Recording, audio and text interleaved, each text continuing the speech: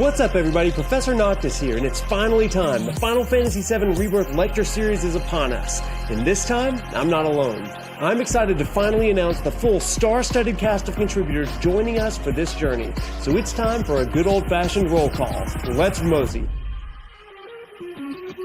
Schrodinger's Baby Seal, Night Sky Prince, Unalesca, Final Fan TV, Subtext, Blitz, Phil Hartshorn and Aaliyah Will, Sleep Easy, Tyler Hepner, Eyes on B, Sector 6, 8-Bit D, Lully Joe, Bioroxus, Finny, Droogle and Shoop, David Vincent, Genesis 7, Jesse Cox, and Final Fantasy Union.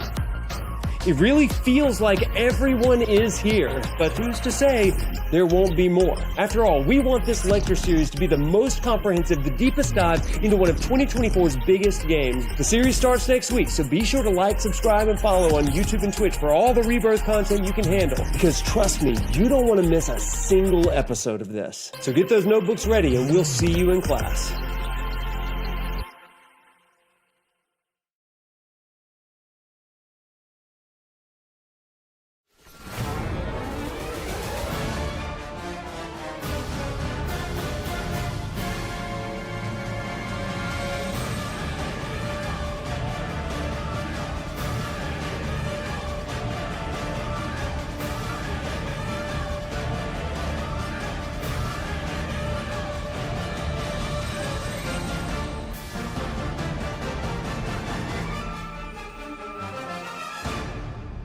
I'm waiting, Cloud.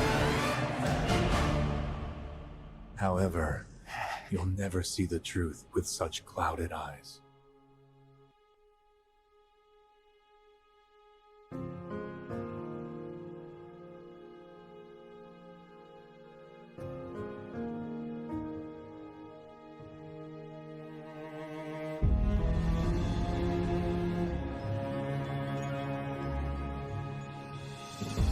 ProfNoctis here, and I'm excited to announce a new lecture series on Final Fantasy VII Rebirth, picking up right where we left off with the remake.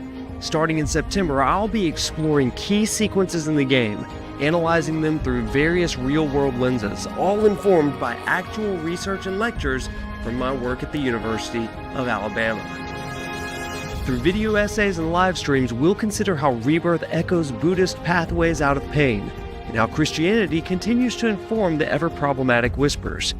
We'll merge worlds as we break down Jung and Nietzsche, and classic literature will even take us to the depths of the afterlife. But this time around, I'm not alone. I'll be bringing along other creators to share their perspectives. And then, I even want to hear from you as well. Through live lecture playthroughs of each chapter, you'll be invited to share your ideas in real time as we make our way through the game together, trying to make sense of all its many mysteries.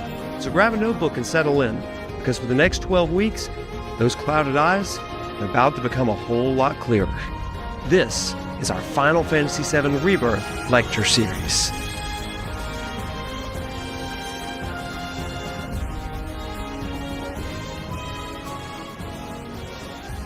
The new semester starts September 2nd with live lecture plays every Tuesday and Thursday night. Video essays will be released periodically throughout the fall, and creator interviews will be released regularly on Monday's weekly show. Until then, though, review my former lecture series here, and be sure to join my Discord and follow me on socials for even more deep diving into the world of Final Fantasy, as well as a heads up for my content calendar. I can't wait to go on this semester-long journey with you, so be sure to follow. We'll see you in class.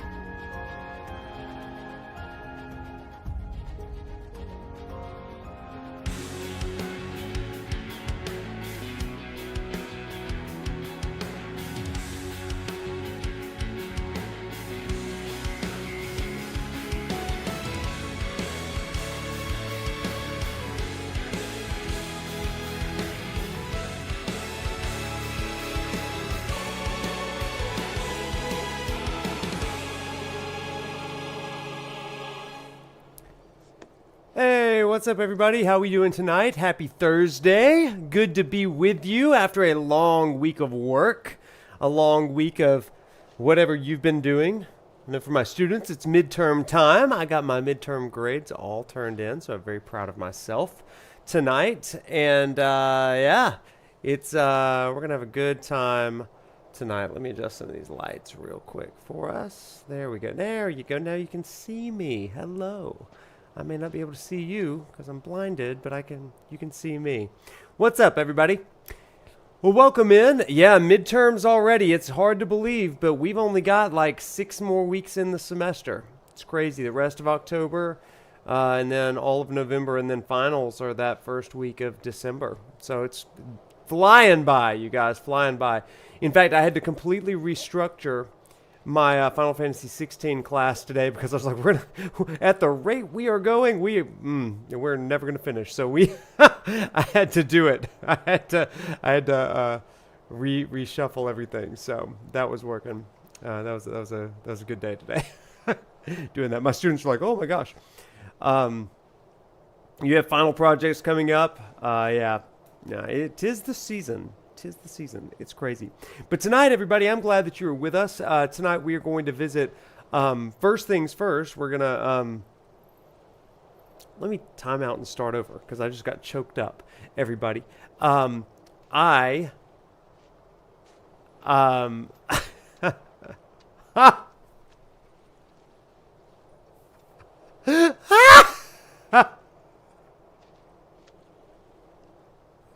Sorry.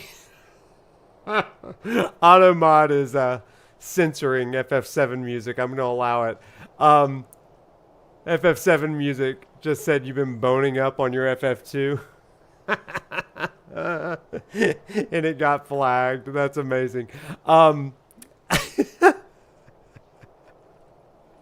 That's amazing. Tomorrow night, FF7 Music and I, as well as Get Wiley, JD Wiley, are going to we're going to be visiting Daniel, the Warrior of Hype, over on Final Fan TV as we talk about Final Fantasy II. I've been boning up, so to speak, a little bit on my FF2. I'm really doing that all tomorrow to prepare for tomorrow night. So that's funny. Automod has to be on top of the hip lingo with the kids, you see. So that's amazing. That's amazing. Well, tonight, everybody, welcome in. My name is Wade, a.k.a. Professor Noctis. I teach at the University of Alabama. I teach religion and video games. And if that's your first time hearing that, it's a fun story. But we're not going to talk about that tonight. So tonight, we are going to be heading over to Corel, Barrett's hometown. That's the first thing on the docket. We're going to explore there a little bit in our swimsuits because we can't change yet. And I forgot to change before we started this long 3-night hike up the mountain. And so we're still chilling. And after that, we're going to have a little bit of a flashback, and then we're going to go into the gold saucer. But tonight is all about one central idea, everybody. It's about running from rejection. Running from rejection. And that is one of the things that is happening with Barrett. So Barrett has a traumatic and difficult history with his hometown of Corel. We're going to get into it a little bit tonight. But we're also exploring how the party continually is running from these traumatic experiences. They're putting off future traumatic experiences. And I think that one of the themes of Rebirth is, in this world there is suffering. How do you mitigate that suffering? Very Buddhist of them in that respect. So in this world you have suffering. How do you do it? And so we have gone to the beach, a paradise. And tonight, still in our swimsuits, we're going to revisit Corel, and we're going to go then to the Gold Saucer. And that's where we are tonight. I've got to give a shout out to our research assistants. They've given us some amazing stuff. Specifically, we're going to talk about some Aristotle, so some Aristotelian discussion of what fantasy or fantasia is, as we will get into some of that a little bit later. So, going to be good. Is Dine dealing with his history in a sailor outfit. I don't know if Dine is, but Barrett will be. Hopefully Barrett will be, yeah. We'll see. Without further ado, that's going to be the thing tonight, and we're going to have some fun in the Gold Saucer. We will do about half of the Gold Saucer tonight, and then we'll pick back up next Tuesday with more Gold Saucer, as well as heading down into the Dust Bowl prison on Tuesday. We're taking it slow because we got a little bit of time, and I'm trying to fit in all these interviews. A quick update on our video essays, by the way. You are going to get not one, not two, but all 3 video essays in November. I've decided, because it kind of feels like the video essays are a final project of sorts. And it feels like that should be happening. What happened was, as I was interviewing more and more content creators, I kept on hearing things where I was like, that needs to go in a video, or that's a good point that goes in with my Buddhist video or hate video and all that stuff. And so, like, I've been writing and adding, but I'm just calling it, and now I'm actually finishing up these videos. So, in fact, I'm doing a ton of that tomorrow, as a matter of fact. You may get one before the end of October, but we'll see. We'll see. In any case, that's kind of where we are, class. And with that, let's dive in.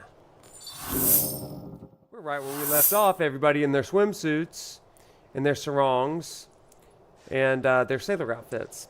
And poor Red, I really feel like Red got left out in the whole swimsuit department, but he doesn't seem to mind. Okay, let's go. I am not looking forward to this. Your homecoming? You'll see. You'll see.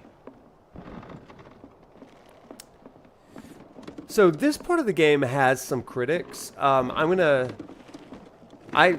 think the criticism is pretty obvious. I'm gonna offer probably a little bit more positivity as for the way that they tell this story. But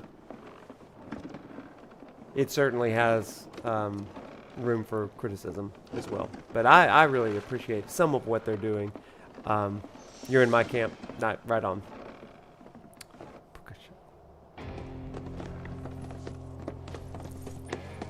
Wow! Look who it is. And a sailor. The great Sir Wallace has graced us with his presence.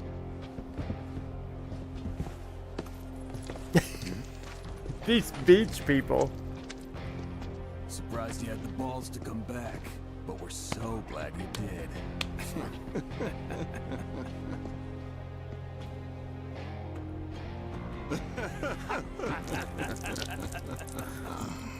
Not on his white suit. There. A hero's welcome. Leave him alone! Don't. What? Whatever.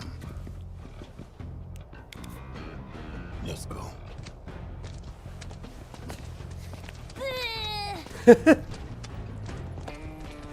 Word to the wise. Stay far away from that asshole. Mm-hmm. Now where'd our buddies in black get to? His hide the pain shades. Guys, I know that you're busy hating all of us, but do you have a changing room? Quiet as a dormouse. Harmless as one, too. Fiends didn't bother us none. I heard Del Barrett came waltzing back into town after all this time. Now's our chance to dump his ass down a mine shaft. Do you want better? Dump him in the reactor. Use him as a plug to stop the monsters from pouring out. I'm not lost.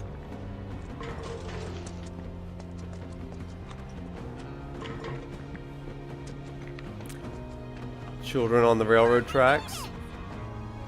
Approached by a weirdo in a bathing suit in the mountains. Yeah. A tightrope walker. Not a care in the world. I envy that. I really wish that they would comment on the fact that a bunch of beach people just showed up. Oh, we're going to Corel tonight. That is it. We going to Corel. That's because you spend your time drinking instead of looking for honest work. Ooh. What you looking at? It's water. A superposed down with Dio. Can't afford to That'd be fun. Stuff. Ain't giving you none. If that's why you're staring. In a Shinra outfit. Honestly, I should have changed Aerith and Tifa into Shinra soldiers or troopers. Not a day goes Cloud by stays when shirtless one- though. That's canon. Gotta say, ain't had no honest work since that damn reactor blew.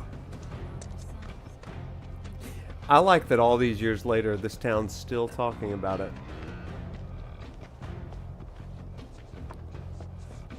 Excuse me, guys. Excuse me. Don't tell me. Get rich quick scheme blow up in your face again? Try to sell out another town, huh? Don't let him talk to you like that. I can take it. Been out of work for ages. Wonder why.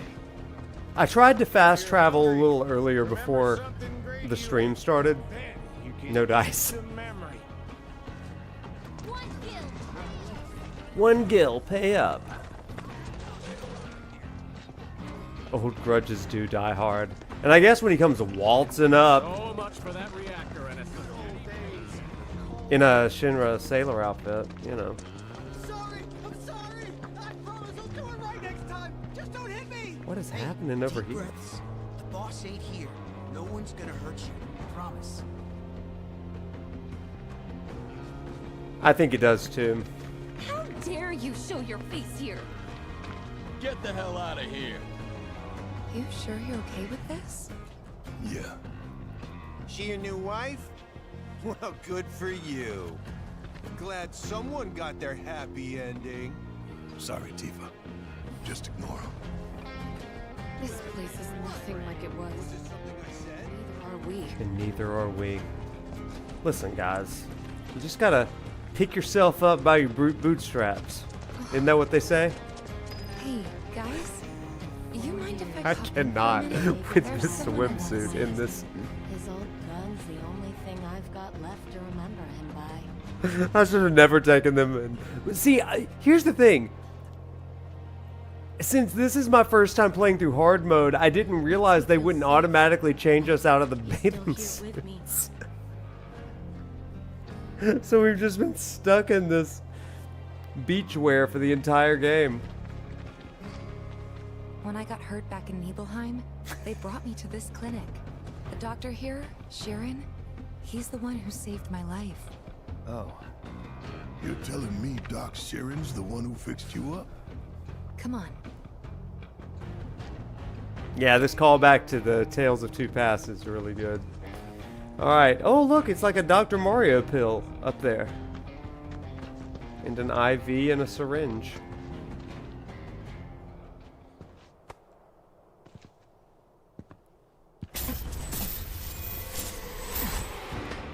Do not be deceived. Dr. Enchu. You know the truth. Trust in me. Sephiroth! Ah!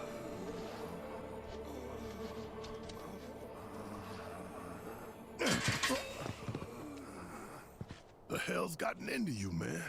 Chat, we gotta talk about that because I don't know if it's gonna make it into my Buddhism video. In Buddhism, there are three fires. Okay, there's three fires that kind of create suffering, and one is called one is the fire of hate. One is the fire of kind of hunger, thirst, or lust for more. But the third fire is the fire of delusion. Okay. And delusion is particularly the thing that Sephiroth is constantly using. And so you hear him kind of manipulating through this delusional sort of thing where he says to Cloud, don't be deceived. Oh, they're all deceiving you. He's deluding Cloud throughout this entire time. And I think that this is a really, really central thing for understanding what this game is doing. The delusion of Cloud, the delusion of the people around him, and then maybe most importantly, the delusion of the planet. But these three things, hate, greed or lust, and delusion. I think these three things are constantly building upon each other. But when you take all of the things that Sephiroth says to Cloud, like about Genova, about Tifa, about these moments. Like, don't be deceived. Trust in me. You know the truth. I am your truth, right? I am here, and you can trust me. All of this is about deep levels of delusion. I just like, great stuff. Okay, you'll know more once that Buddhism video comes out in soon. I wish it was out right now. It's not. That's okay. That's my delusion, not yours. Let's go. What's going on? Barrett Wallace. Dr. Sheeran. Karuai, yes. Holy crap. Oh my God. Okay. Okay, you've absolutely nailed on it, right? In certain sects of Buddhism, there is this saying that says, if you meet the Buddha on the road, kill him, which is meant to mean don't trust somebody who claims to hold the truth. That is absolutely accurate, right? That's absolutely accurate when you're talking in terms of Buddhist thought and who to really believe. If you meet somebody that says that they have all the answers, they ain't it. In fact, they're probably a deceiver, and you got to be a little nervous about that. Now, that's as true in Buddhism as it is in other faiths and in other ideologies. Somewhere along the way, and since I'm a religious studies guy, I've got to say this. Somewhere along the way, we have bartered away the mystery of the divine for certainty of the divine. And this is where, oh God, do you want to do this, Wade? Do you really want to do this? I don't know if I want to do this. Oh my gosh, this is like stuff that, okay. In the 1970s, there was a Chicago Council on Biblical Inerrancy, okay? And the idea about this was it got a bunch of moral majority, high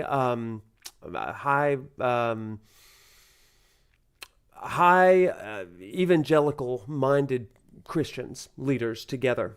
And they all kind of determined this whole, what does it mean for the Bible to be inerrant, to be the Word of God, for the people of God, thanks be to God, right? And they came through with all of these different things. You can actually look this stuff up, the Chicago Council on Biblical Inerrancy. They have all of these statutes that say this is how the Bible is inerrant, and for the things that we don't know, we just understand that God's ways are higher than our ways, which is a loophole big enough to drive an 18-wheeler through, in my opinion. And so it's all about that sort of thing. Now, here is the problem with this. I think that it's really great for religious people to put faith in the God revealed by their sacred text. I think it's important to have a belief system that reveres and respects their sacred texts. But here's the problem.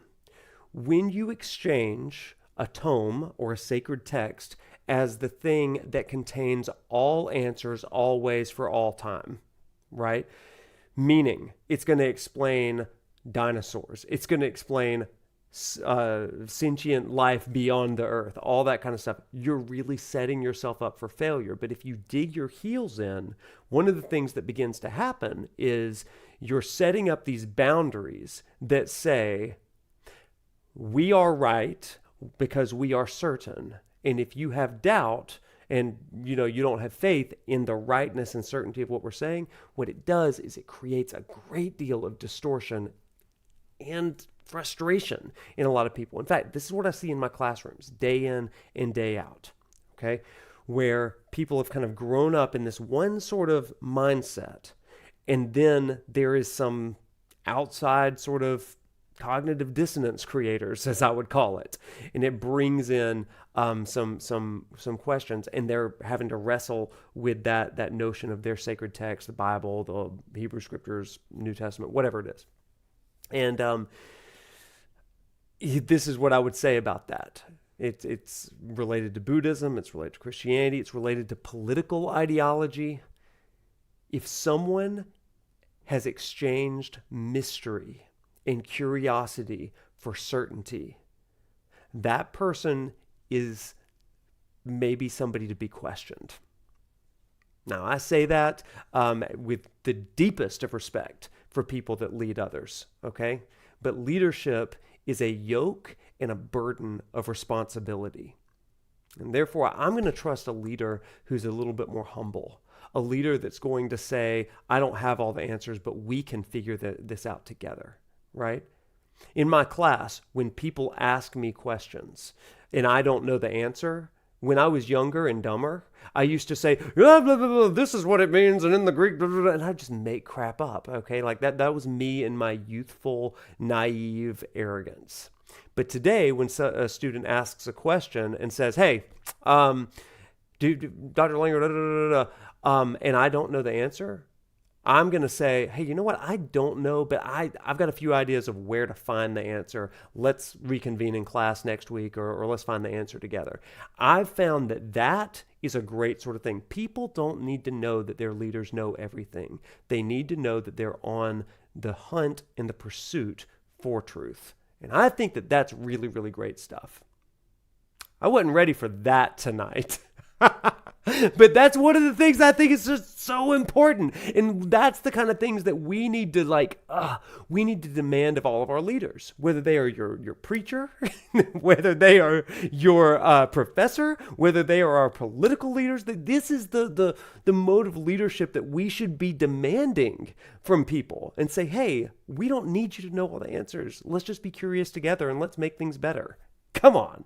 Oh my gosh. Okay. Rant, lecture, sermon over, whatever that was. So, okay. I'm glad that y'all pop off for that. I was like, do I want to do this? Because people get real nervous about this kind of thing. But I'm telling you, it's just a better way. It's just a better way when your leaders have a shred of humility. Okay. And I mean, I've got dozens and dozens of stories just from the last year, by the way, of students who have said, hey, I have some questions. Yeah, subtext, we're going to revisit this when we get to Bugenhagen. When we get to Cosmo Canyon, we're going to revisit this. Because that's exactly right. That's exactly right. And he's so caught up in his own sort of preservation of his own certainty that what does he do? In some ways, he dismisses and borderline vilifies Tifa. And that's one of those things that's that's going to hit. The Cosmo Canyon one, because y'all, Cosmo Canyon's my realm. I've been in, I don't know if I want to say this, I've been in some good churches and I've been in some bad churches, y'all. As a religious studies guy, and we're going to talk about Cosmo Canyon in the framework and the lens of a religious community that has commercialized and capitalized on consumerism. And you want to talk about a deconstruction of religiosity, get excited about Cosmo Canyon. So, I'm too old. I'm too old to bite my tongue, kids.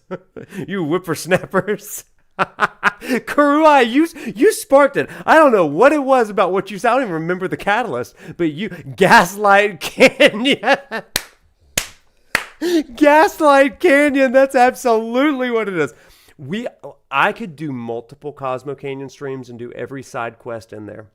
And we would leave so many things. So, holy crap. Now, you need to understand something, chat. You hear me criticize some forms of church, some forms of faith, some forms of religiosity. I am not condemning the faith itself. You know me. I'm a person of faith myself. I go to church. I love the church. I work in religious life, for crying out loud, okay? I want people to connect with the mystery that is greater than our understanding and imagination, right? I want to do that sort of thing. But I also feel compelled to call it out when it's wrong, okay? And then I think that's why Final Fantasy 16 resonates with me so much. So, anyway, back to Barrett, everybody. What is this? Oh my gosh, what in the world? Okay. Thank you, Karui, for sending us on that. Cosmo Canyon does seem kind of culty. We're going to save it for them. Save it for them, Wade. Not tonight. We've got other things. We got to run from regret. We got to run from rejection and go to the gold saucer. Okay, back to it, everybody. Back to it. What is this stream, you guys? It's been a while. Certainly has. That's one frightening looking appendage you got there. But hey, at least you still seem to have your health. Yeah, and you too. Oh, I'm feeling the miles, but the work keeps me trucking. I tell you what, though. Do you remember me?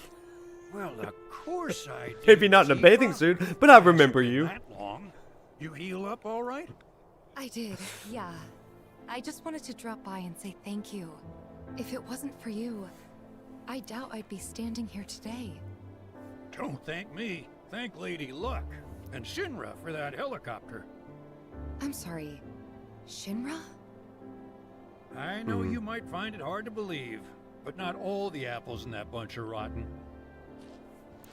But seriously, you're living proof of the good in people. Don't ever forget that. It'd be a pity to let their kindness go to waste. Yeah. Besides, you need to set a good example for your friends here. Oh, right. Well, I gotcha. Mind helping me out? Need to draw that gentleman's blood. You think you can hold him still for me?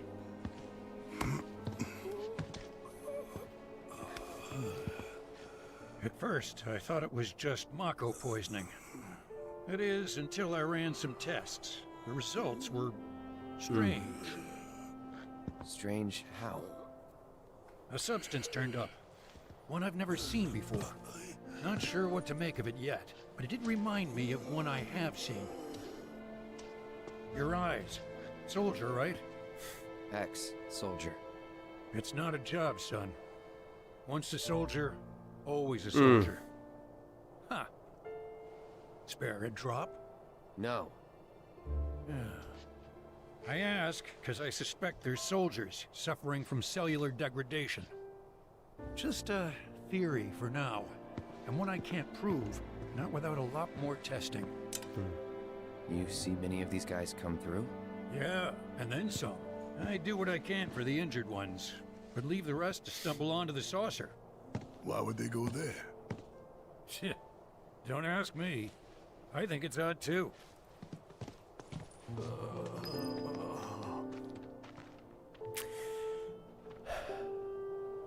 Do I want to chat? Do I want to talk about this? I think I do. Let's chat.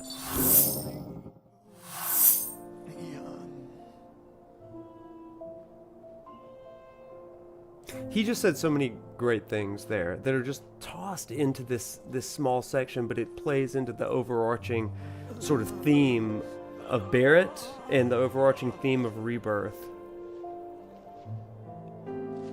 First of all, he acknowledges Tifa, recognizes her, and then he says, yeah, thank Shinra, thank the helicopter, right? And so it may have been Zongan that carried her out of the reactor, carried her back into town, but apparently it was Shinra that took her. And she's shocked, and he said, hey, essentially don't characterize all of them by the bad ones, right? And it's just this moment of humanity from a doctor, and I think it's important for him to say that because he understands something that every doctor should understand. The idea that on the inside everybody's the same, right? Shinra is filled with some good and some bad, but you can't look at it that way. You can't look at them as all bad. You have to look at them as like individuals throughout. And I think that's a really cool thing because then the conversation changes to Cloud, right? And in the same way, it would be easy to dismiss some of these robed figures. They're not dismissing Cloud because, as we talked about this on the podcast, right? Exposure produces empathy. Exposure to something or someone produces empathy for that thing. That's why theoretically, in an echo chamber, you can hear of an issue in the world and you can simply say, yeah, let me move away from the groans, sorry. it's why when you hear about something happening in the world around us and it's not in your purview, you can say, well, I am for that, or I'm against that, or something like that. But when you see it face to face, it changes things for you. I'll give you a quick story, chat. I'm old enough now that when I was growing up, especially as a child, there was a real fear over during the Bush administration, then the beginning of the Clinton administration, Bush 1. There was a real fear of HIV and AIDS. And I remember growing up kind of thinking about that stigma of fear of that. And essentially, like, people that had contracted AIDS back in the late 80s and 90s, there was a fear of, like, almost like modern day leprosy, because there wasn't a lot of intelligence as to how it was going to spread. If there's a slight cut on somebody's hand, could you contract it and stuff? And now we know a lot more about that, but I remember that fear.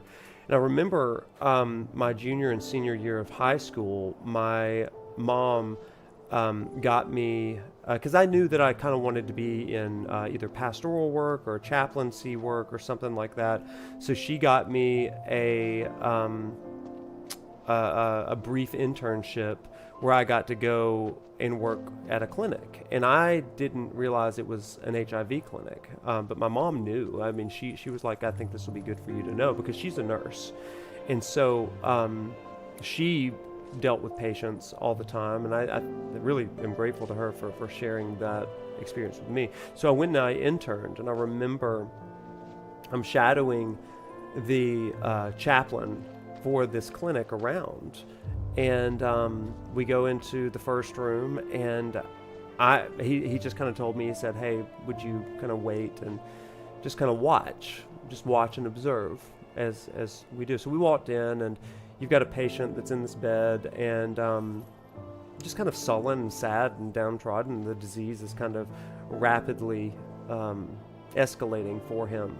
But when the chaplain came in, he had a smile, and he welcomed the guy, and the chaplain sat down right next to him, and without even a beat, he leaned in and he hugged the guy, and the guy started to tear up. And it was just that moment of, like, this essentially somebody that's treated like they have leprosy feels the embrace of another human, because this person has seen them beyond their condition and sees them for who they are deep down. I think it was a beautiful moment.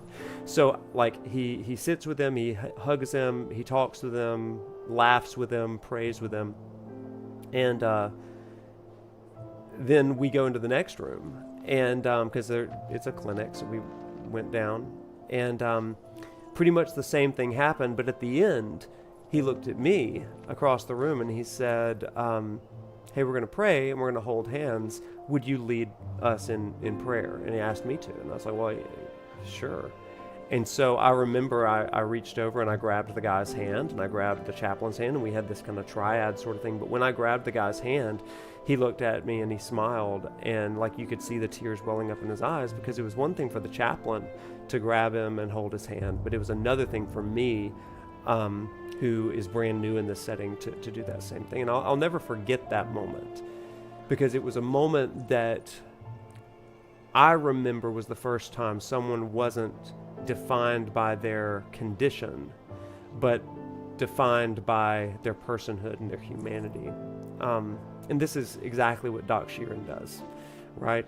It's exactly what Doc Sheeran does with Tifa and with Shinra and with Barrett. Notice how human he still keeps Barrett, you know? And then finally with Cloud. But then Cloud says, ex-soldier. He's like, I'm not who I was. And Sheeran doesn't let him get away with that. He says, there's no such thing. Once a soldier, always a soldier. And y'all, as we're watching this, like, we're talking about the regrets that Barrett has, but I really wonder if we're going to get to see in part 3, when Cloud really comes to his full mental capabilities, I wonder if he's going to have this moment of regret, saying, I wish I had never gone into soldier, because look at all of this that's happened as a result of this. And I think that part of this journey of acceptance, if that's what Rebirth and the remake trilogy really is about, there has to be a movement from I wish none of this had ever happened to I'm going to make all of this happen for good, and I'm going to move forward. I'm going to accept what I've decided in life, and I'm going to wrestle it into goodness, which is really the task for all of us, you know? All of us would like to go back and change certain things about our past, decisions that we made, unmake some decisions, unsay certain things.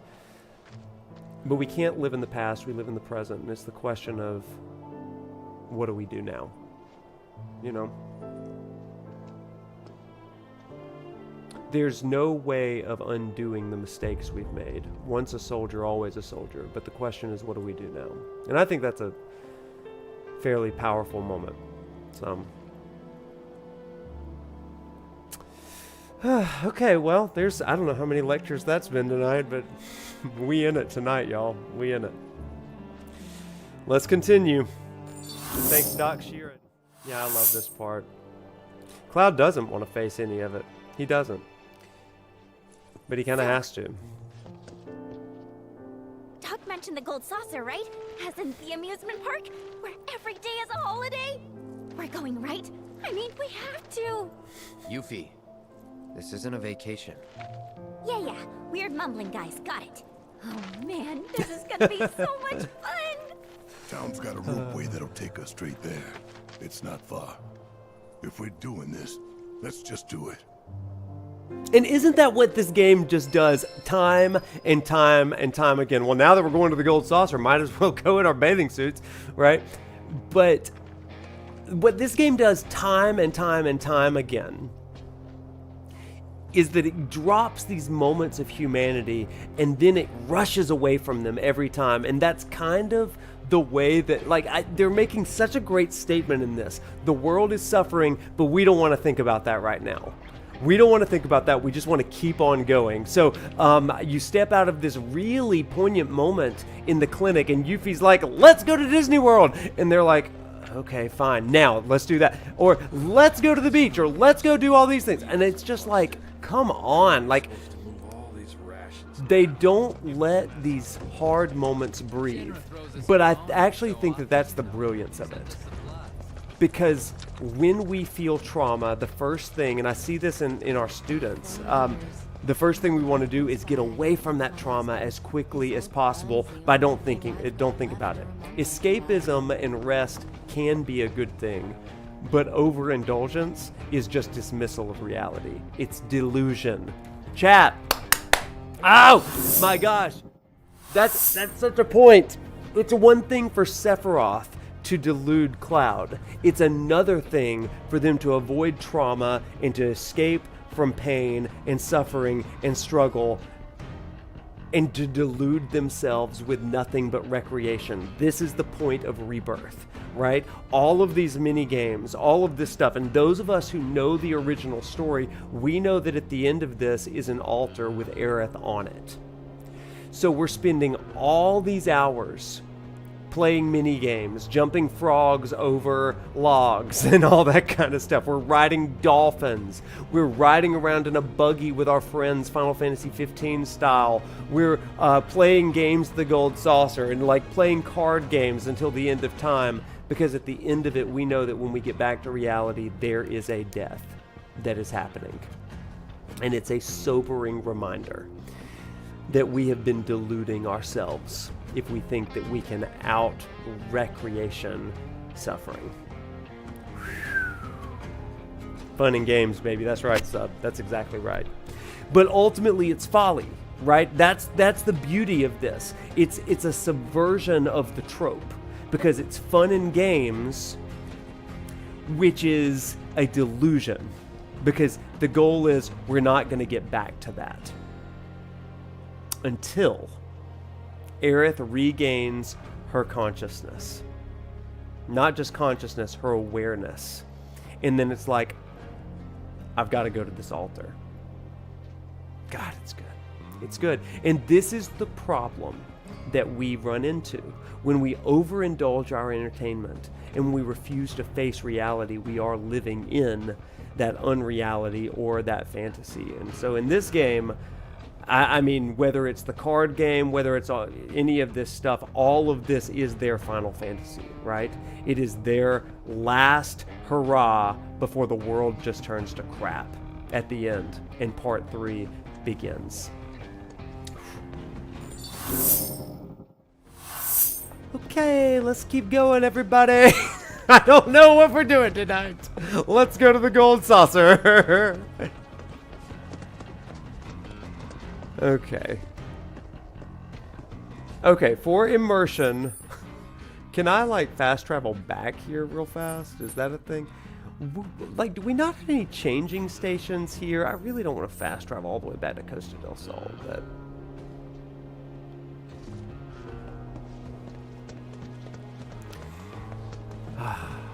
Ready?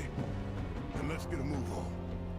It's great for Aerith to enjoy herself in this world before leaving it. Yeah, I don't deny that at all. I don't deny that at all. I remember there was a tweet, I think it was from Gene Park. He did not announce that he was playing Rebirth, but all of us kind of knew that he was playing Rebirth. He said that he had been playing a game for review, and he said, I don't think there's anything else I can do. I guess I have to move on toward the end of this game. And it was like, oh, he's done all of the mini games, all the side quests, and now he's going to that point of no return. Like, I remember when he tweeted that, and I was like, Gene, yes, sir. That's good. Okay, let's go. You can fast travel right back to Corel from Costa Rica, Costa del Sol. Yeah, let's go do that real quick. Okay. Everybody, we are going back to Costa del Sol to get in our canon uniforms. No more of this madness, that's for sure. No more beach attire. We love beach attire, but also... Okay. Wait, is that a... It's Costa Falls. Oh, let's just go to Renabird Stables. The swimsuits are distracting, right? It's been 4 streams in swimsuits. And while we love the swimsuits... Okay. Oh, there they are. Okay. Thank God. Hey everyone, we're back. We've really enjoyed this beach wear. Costa Rica. Okay, Cloud, get into your normal clothing. Ta-da! Oh my gosh, look at us. We're dressed like normal again. Aerith.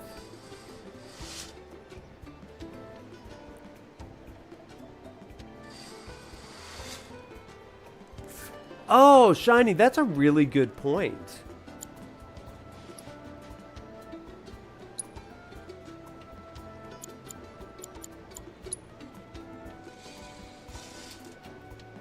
Not only the ways that Corel as a predominantly black community gets screwed over by Shinra, it also shows the ways in which impoverished communities, sorry, I'm changing clothes, cannot just rebuild when they don't have the resources, especially if a fun amusement park was built near them. Isn't that the truth, though?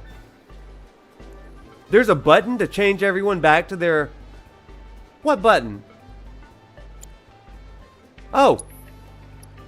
Triangle. Well, that's amazing.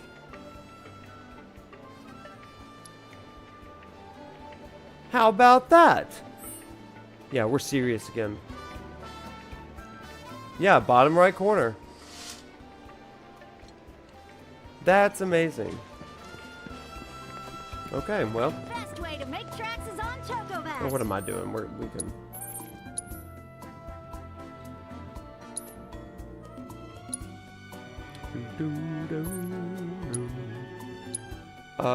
Oh, here we go.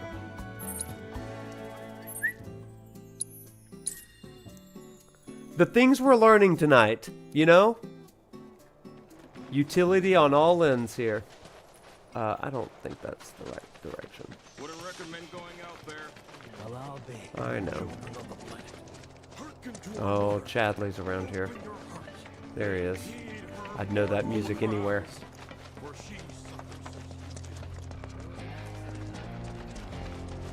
I didn't come here to learn. Well, you came to the wrong stream if you didn't come here to learn.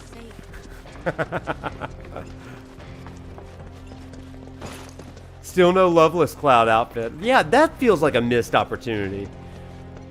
Because that outfit is baller. Alright, time to run from Rejection, you guys. Let's do it.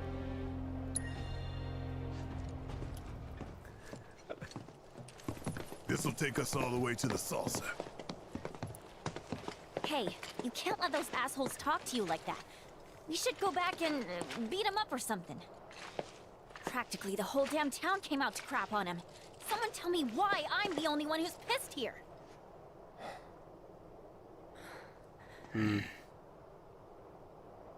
I told you. I can take it. Think you could at least tell us what it was all about?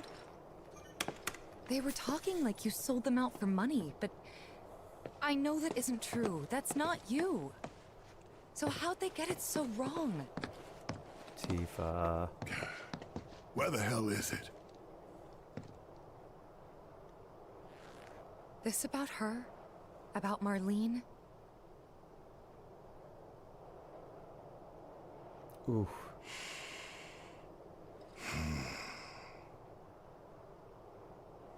Corel wasn't much. Decent place with decent coal. Decent folks, too. Rough around the edges, but big hearts. Salt of the earth. And I sold them all down the river. Took away their future and their hope.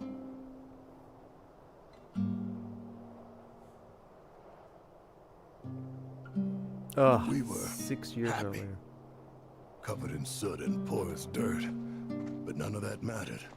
We had friends and family, and that was enough. Till we learned about the miracle of Mako and all we'd been missing out on. And then we just had to have a taste.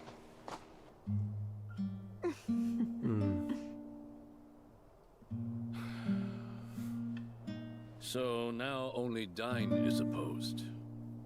Damn right I am. We can't just abandon the mines. Not after our fathers and grandfathers risked their lives to maintain them. I hear you, Dine. I do. But nobody sees any future in coal. So I ask you, why break our backs working harder and harder when we're taking home less year after year? If I may, sir. Once the reactor is complete, a portion of the revenue will go to the town. Your community will be preserved, or enriched, I should say. Listen, man. This is your chance to give your daughter a better life than what we had. You think I haven't thought about that? Come on. Are we gonna let some city slickers tell us our coal is worthless? We gonna let them tell us we're worthless? It would seem we've reached an impasse. In which case, any further discussion would be a waste of breath. So, Mr. Mayor, shall we put it to a vote?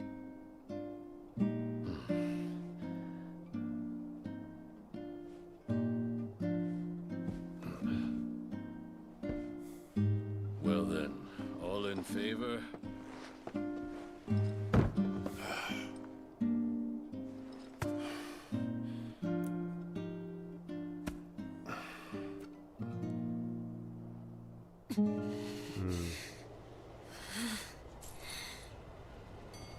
Two years later, the reactor was finished, and the trial run went off without a hitch. Everyone was ecstatic, convinced it was the dawn of a new era. Yeah. Then one day,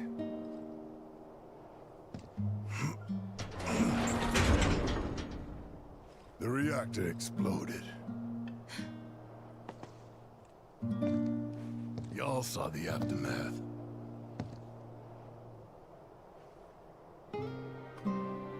And then, Shinra came rolling into town. Burned everything.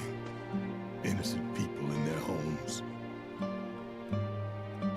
Was that Scarlet? It was, wasn't it? Yeah. That bitch. I don't get it. Why burn the whole town? To craft a story that it was all the work of a local insurgent group. But ain't no villager ever gone near the reactor. They lied right through their teeth. Murderers. That they are. Still, there's a whole lot of blood on my hands, too. I pushed for the reactor. I put us on the path that brought us here. Barrett. The saucer's waiting. Yeah.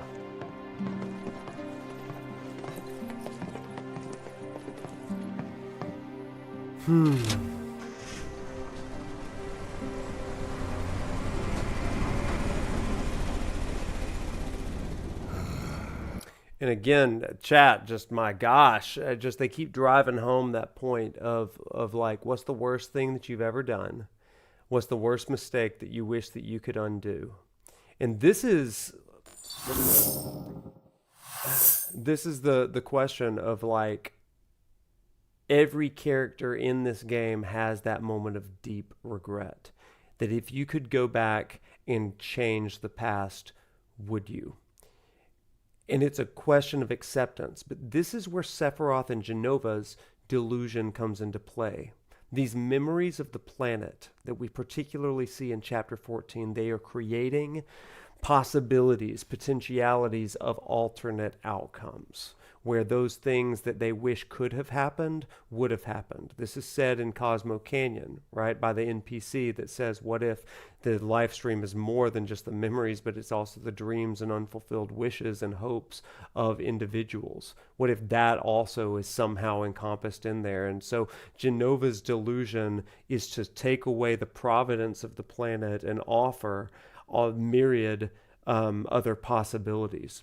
There will come a moment, chat, in part 3, where each of these characters is going to be faced with the possibility of accepting another outcome and joining Sephiroth and saying it could be another reality where Myrna lives, where Sonon survives, where Elmira and where Falna lives, where Aerith lives, all of these sort of things. And I think that the journey of the remake trilogy is them having the agency to say, what's done is done. Similar to what Aerith says in Chapter 13. What's done is done. What's been done to us, the things that we've done. There's no changing that. But the future is not written. We are not consigned and resigned to stay in the pain and the suffering and the struggle. There's a way of lifting ourselves out of that. And I think that even not lifting ourselves out of it, but it's lifting ourselves beyond the train tracks of it. And I think that that's the key to all of this. Because here, this is massive, right? If Barrett could go back and change that, if Barrett could go back and change that decision and that vote and that moment, he would do it. But after all of the loss and the sacrifice, how does he come to a place of acceptance of I can't change it? I mean, it really makes the cost of regret and grief high, right? Because for all of us, I mean, we can't change the past. But for Sephiroth or Jenova, or, through delusion, to be able to give people that possibility of, hey, you can change this now. Would you? Oh man, it's just powerful stuff, right? I think it's such a great way of telling this story, because if the original game is all about the reckoning of grief and life and death and mourning and joy and all of this, like if this is the core and the theme of the original game, then they are taking it to the 10th degree, right? Like they're just going for it and saying, okay, yeah, what if you could change it? What does acceptance really mean?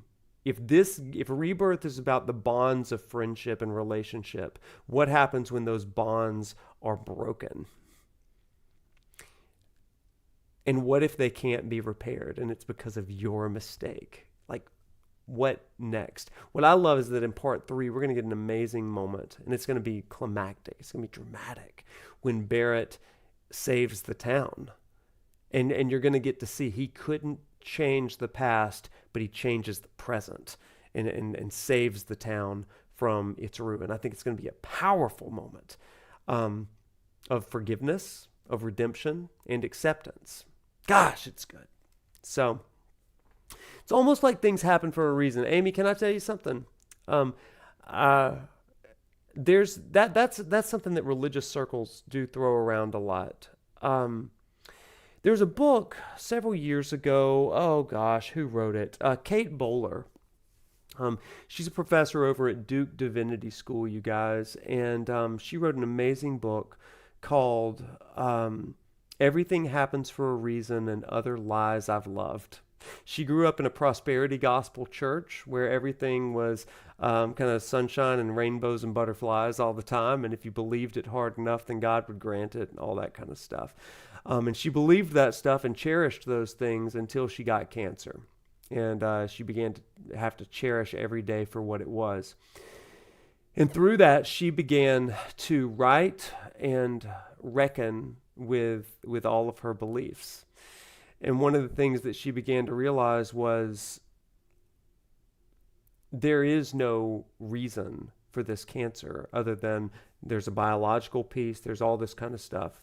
And reading that book and hearing her story, and then even just working in religious life and in the classroom and stuff, I've come to a new phrase. That I don't necessarily believe that everything happens for a reason, but what I do believe, and this is where my faith comes in, because a lot of times people ascribe these things to God, right? Everything may not happen for a reason, but I do tend to believe in a God that can bring a reason to everything. And so whatever pain there is, I'm not going to let that be wasted, you know? And so I do try to move forward and bring good from whatever pain there has been in the past. Everything may or may not happen for a reason, but I think it's important, either through God or through your own sort of means, to bring a reason to everything. We're creatures that love to make meaning of things, and so it's helpful in that way. So I'm not going to let this be wasted. I'm not going to let it be for nothing. It can't be for nothing. Very Last of Us 2-ish. We may get into that in the spring. So, okay. Y'all, have I just not talked enough this week? What's wrong with me? I've like spoken, I've taught all week long, and now I'm just like blah, blah, blah, blah, gushing at every chance I get. Whatever. Let's get to it. Holy crap. What is happening tonight? To the saucer!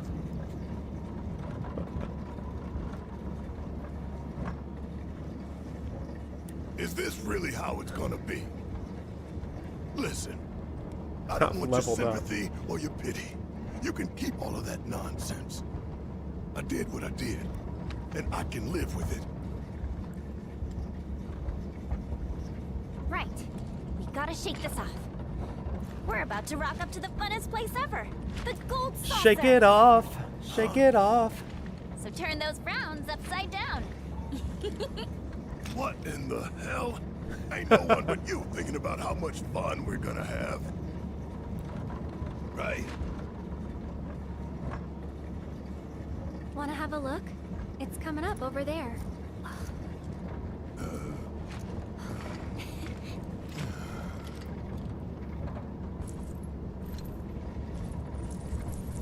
I love this part. It's so magical. Glad to see we're all on I the love same page. Yuffie.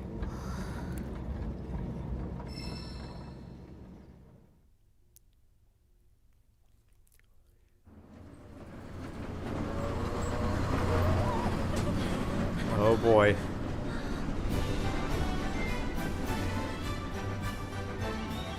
Look! Look! Look! Aw. Something's coming! Oh!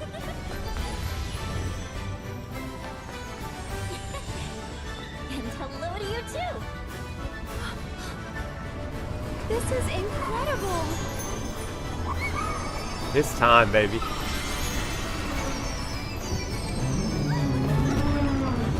I love this so much. The girlies. Girly pop. Oh, it's so cool.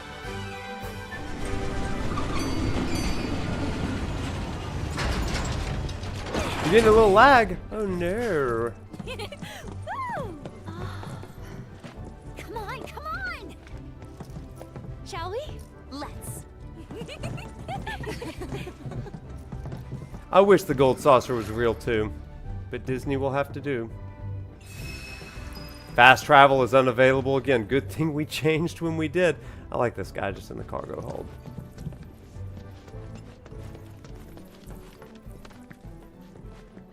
Oh, a materia. This guy wanted it, but I'm gonna take it. Oh, I don't know what to do to fix y'all's lag. I don't know, friends. I'm not getting any notifications for once about lag. Stream couldn't handle the gold saucer. Okay, I don't know.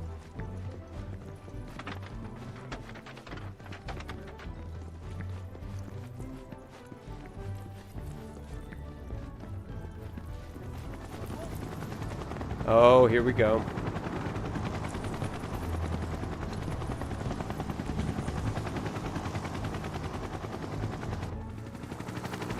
Gold saucer would be a major competitor for Disney.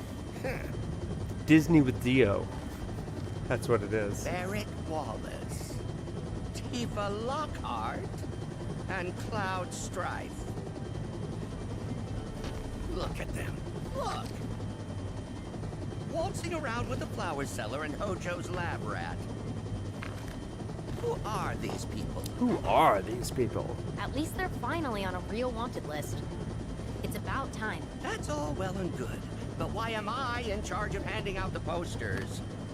Don't they know I have a division to run? I think you're where the president wants you.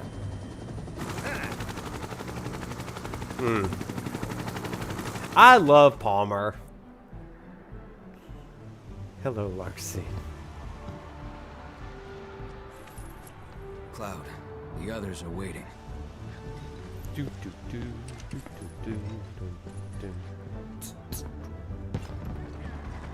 I can't wait for that pro. Oh my gosh, y'all, I love the gold saucer. I love it. Love the buggy. I love all of this. Look at that beauty up there.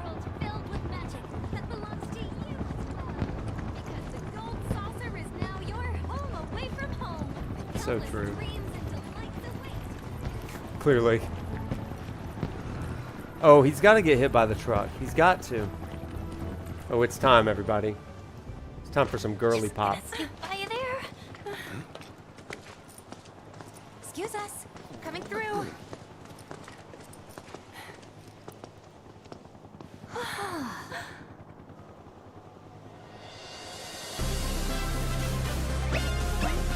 Oh my gosh, I love this. Alright, everyone, let's get this party started.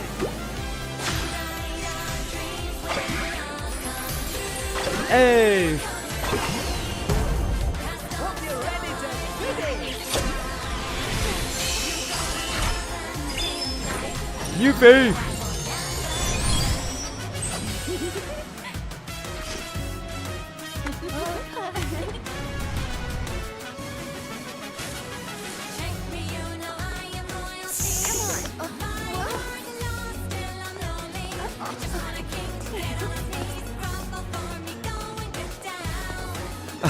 Red.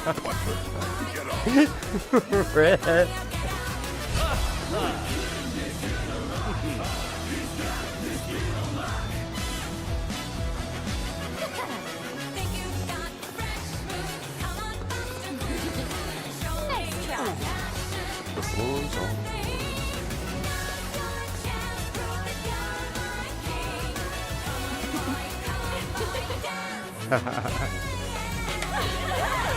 Very Final Fantasy X too. Dio!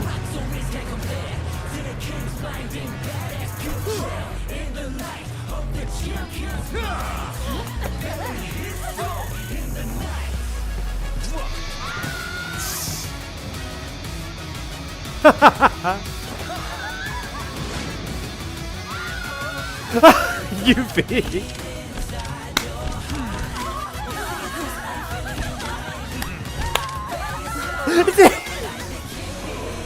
It's out of control. I love it.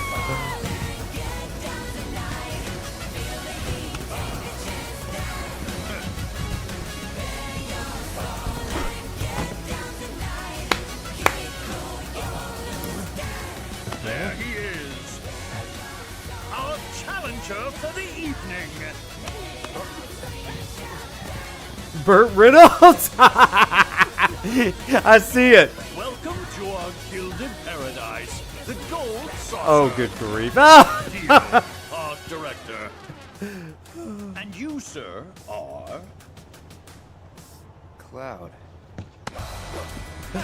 Well, Cloud, shall we duel? Oh gosh. I guess I have no choice. Let's go. Now, when fate sets us a challenge, we must rise to meet it. Excuse me? When fate sets us a challenge, we must rise to meet. Are you kidding me? Like it's like freaking Hansel and Gretel with breadcrumbs or cookies or candies. You get it. It's whatever they got lured to the witch's house for. Are you ready to rumble?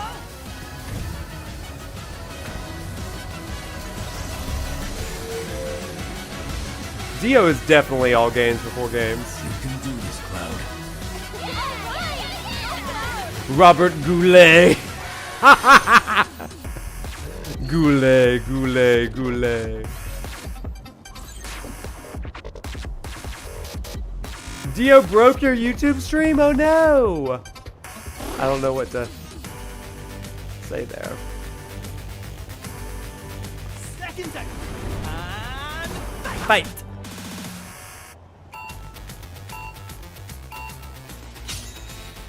Okay. I've forgotten how to do this. Oh, okay. Oh, I see what I have to do now. Okay. I completely forgot all my,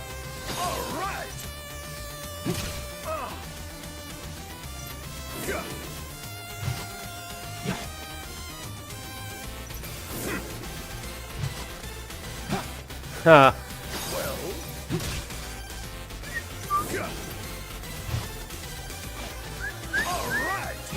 Dang it, I missed. Oh, ow. Oh, right stick. That would have done it.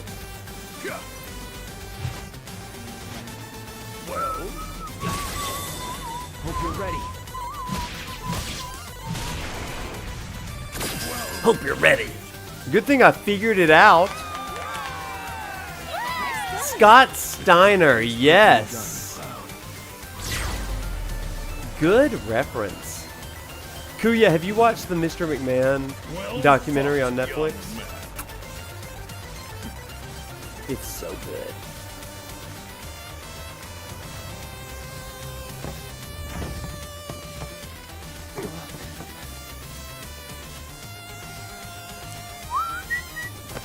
Let's give our worthy contender another thunderous round of applause.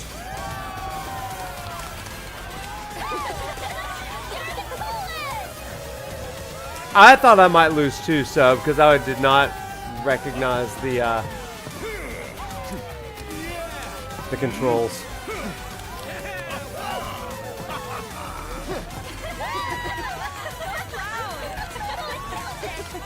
Cloud is adorable. He's smiling.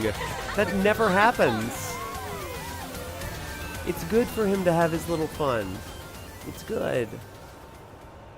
Underdog Noctis. Thanks. Nice punching up there, Cloud. Hey, friend. A small token of my thanks. One golden ticket.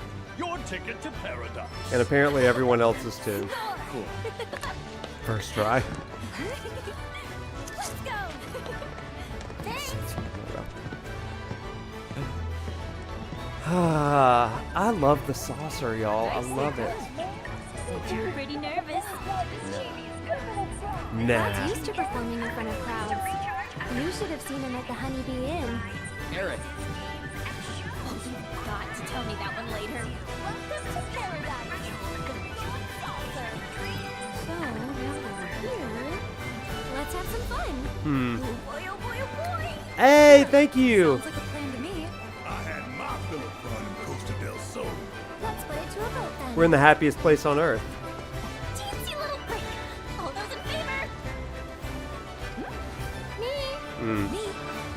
Then he smiles.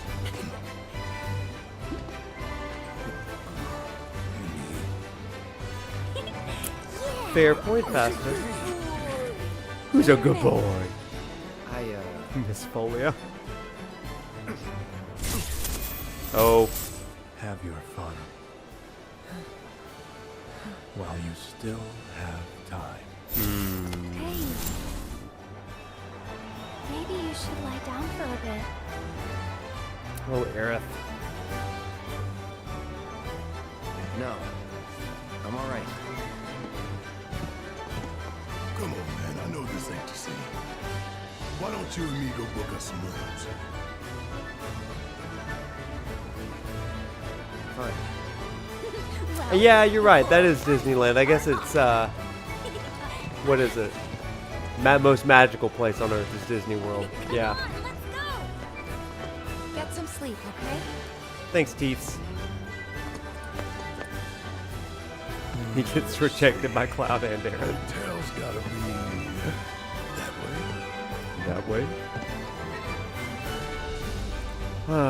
Have your fun while you still have time. Alright, Barrett, let's go not have fun. Let's do bro things. I don't know, I hate fun too, Barrett. But it's gone. So's this. Where'd that come from? Paraphrasing you. Well, you're not wrong. But I get your point. Live it up while you can. You just not promised to no one. Yeah, that's true.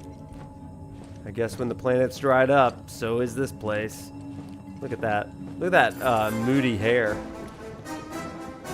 Y'all, happy Halloween! Let's go!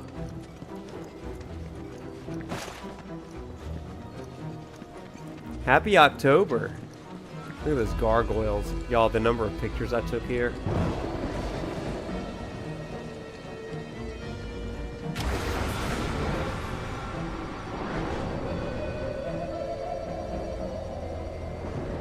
Oh, same sub.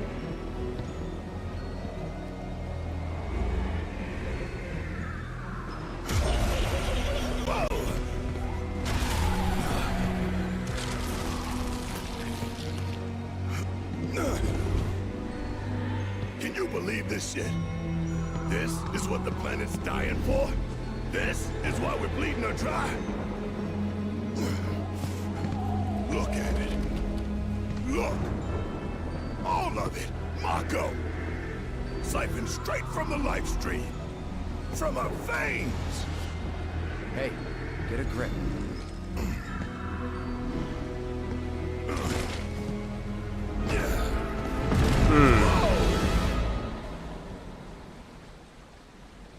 What do we have here? A man with a rain cloud over his head. So how about a reading to clear those somber skies? Whether it be dark or bright, I'll read your future right. Just didn't go shooting the messenger, eh? This some kind of toy? You lads, eyes up here. Kate Sith, fortune teller extraordinaire. I love this place. It's a toy, all right. Pretty lifelike, though. Come on, pal. Give us a smile. The gold saucer's meant to be a happy place filled with happy people, don't you know? So show us those pearly whites. Back off. Oh god, my cheeks hurt from smiling. I just love this game so much, y'all. Ugh, I love it. Something to kind of think about with this, though. You know, Barrett got really, really angry right then about how they're just wasting Mako. They're like, it's all built on Mako, and it's wasted.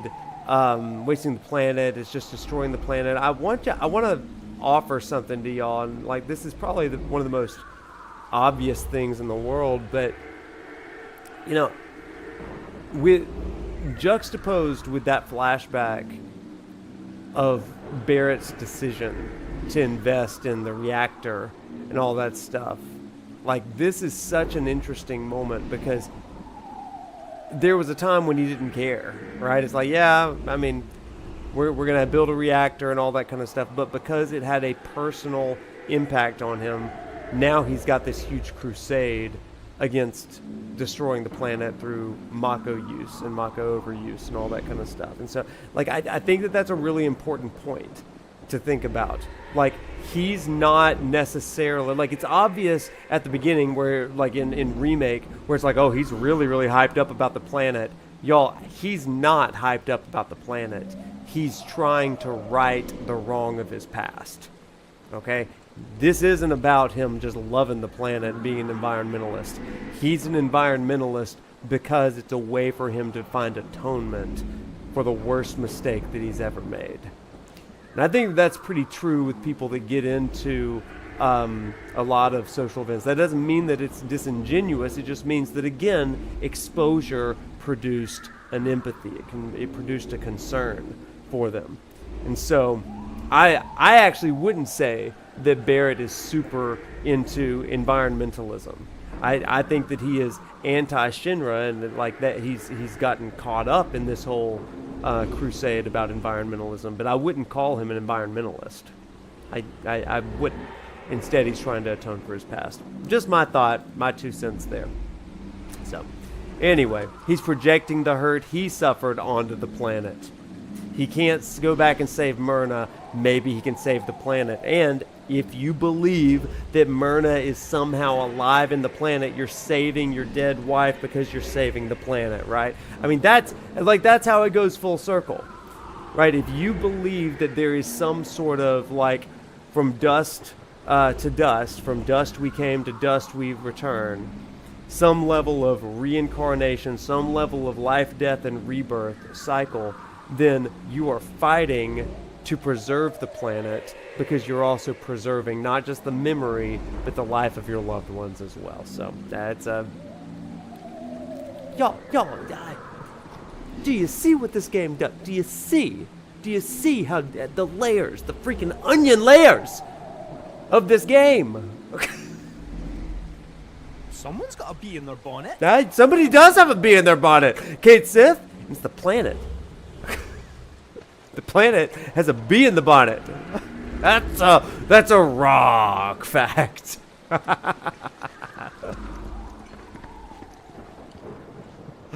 Oh dear God! Look at that! Look at that little terror up there. Anything else we can look at here? Okay, let's just go in. On a roll. I don't know, man. Tonight's a wild night. The planet is the biggest rock. Well, that we live on. Dropping facts. Yes, Smith. Good point.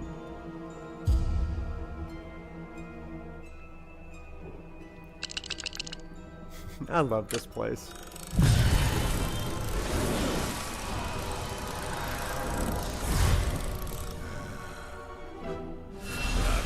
Outside was tacky.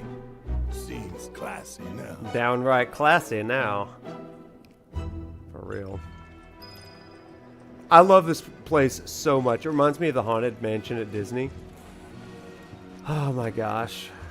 I mean, obviously it's the Haunted Mansion at Disney, but still. I just love it. I love their little ghosty bar.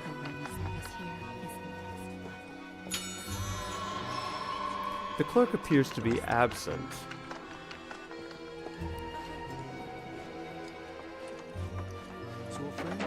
Oh, I love this part. Right around midnight, he hears a sound outside his room.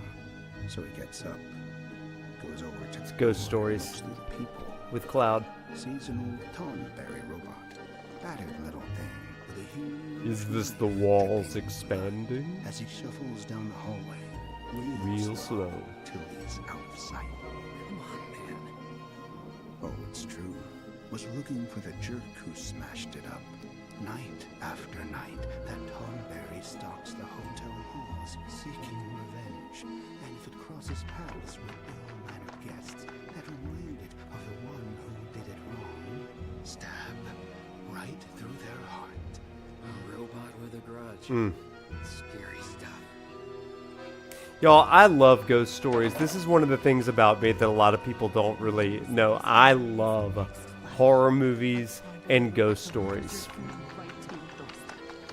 Love them. I always have. When I was a kid, I would sit in my dad's lap and we would watch horror movies. Friday the 13th, Nightmare on Elm Street. I was like 6, 7 years old watching these movies. I just love them. I just love them. Real talk, y'all. So for Halloween, I created a series of like inspirational devotional messages for a campus ministry at Bama, and I did a series of like messages that were rooted in horror movies, where I would compare like the movie to life lessons, kind of like what we do here on this stream with Final Fantasy. And I called them Scarables because they're scary parables. But I like filmed them. I did like video edits and stuff.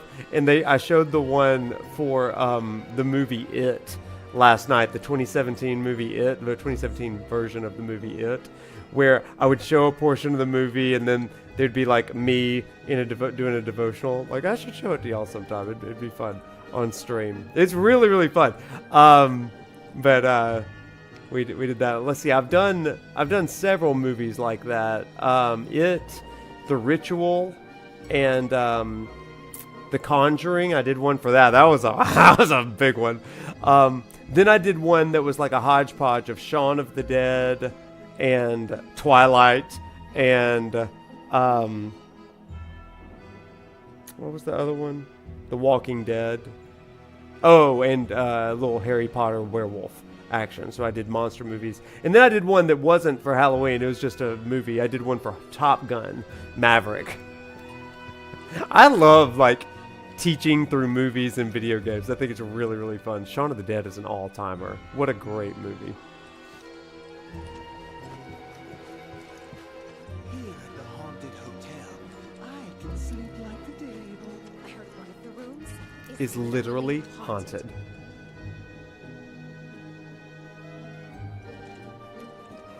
Yeah, listen, a lot of people do not like scary movies. Totally get it. Top Gun Maverick is an all-time movie. Like, it's one of my top 5 favorite movies. Maybe top 3. Maybe top 2, actually. I mean, my top 1 is Good Will Hunting. That's my favorite movie of all time. I don't know if it'll ever be dethroned. But Top Gun Maverick. Oh, man. I love that one. All right, let's do it. Well, here's the thing about scary movies. Here's what I'll say. Scary movies, and like many movies, but scary movies really are about playing on the natural psychological fears that we all have. Just like myths are stories that in some way didn't once happen, but they're always happening. Horror movies, horror stories, scary stories are fears that didn't just happen once, but in some ways they're ever-present fears that humanity just has throughout life. And because of that, the scary stories and fears like that, like, they resonate with us. So when we watch that, we want to see the overcoming because we're kind of in some ways facing our own fears. That's why I love scary movies. But part of why we don't like scary movies, for people that don't, it does conjure up very real fear. It's not necessarily somebody chasing you around with like a knife or a spooky story. It is like there's a very instinctual, carnal, collective fear in the human experience. So that's what I'd say about that. For some reason, you feel like singing Highway to the Danger Zone. Highway to the Danger Zone. Okay, now where were we? Tacky and understaffed. Great. Hello?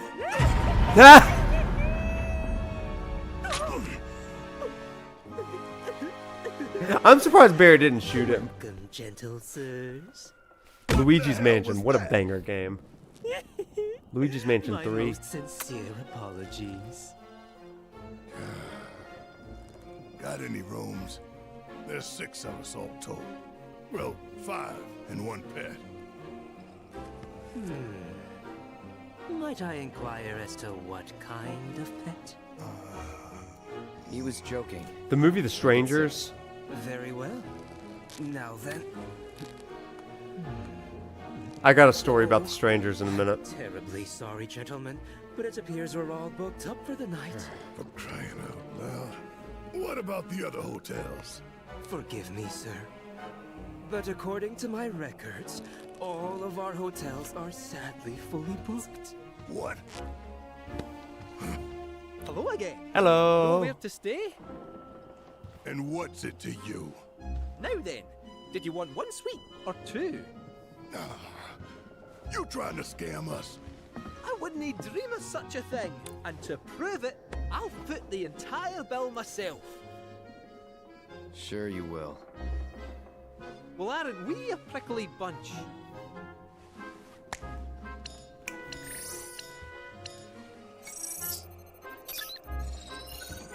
I love you it. there, dangly man. Would you mind checking one more time? Wouldn't it? Oh, a timely cancellation. The Tonberry and Eligor suites have Fancy that. available. Shall I book them for you? It feels so good to do good. All right, lads, enjoy your stay. Maybe this is Nero's long-lost brother. Your suites are on the 4th floor. Please proceed to the elevator at the top of the stairs.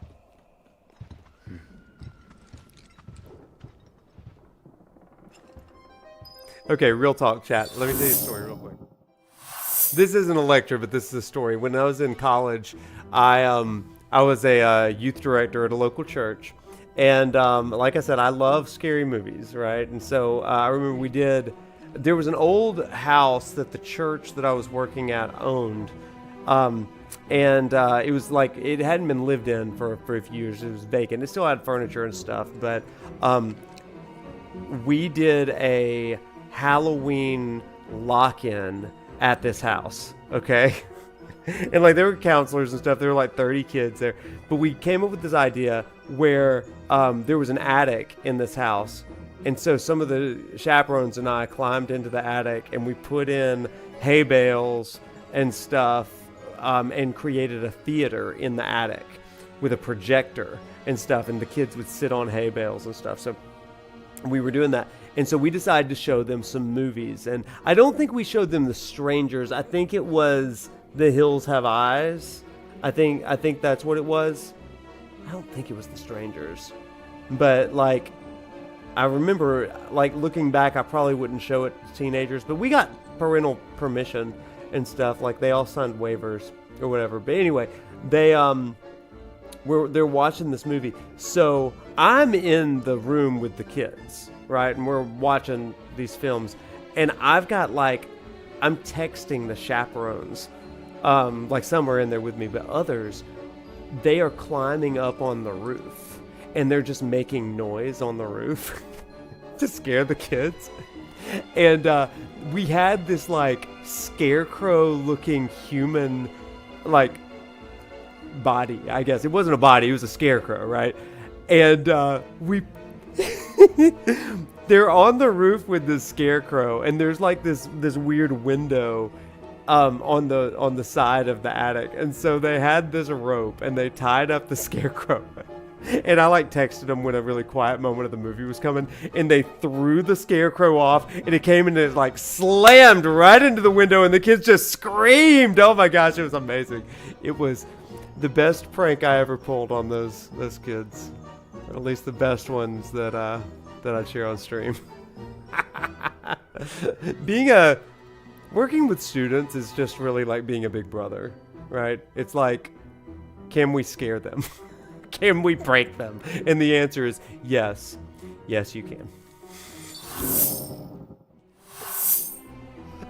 Oh my gosh. This is all incriminating for me.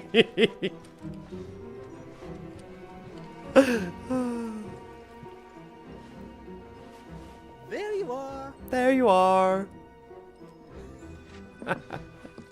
The offer still stands. A fortune or two to steer you true.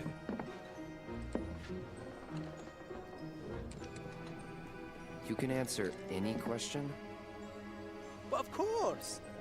Be it this, be it that, go on and ask the cat. Okay, we're looking for Sephiroth. Think you can find him? Oh, Sephiroth, you say? All right. Hold on to your underpants.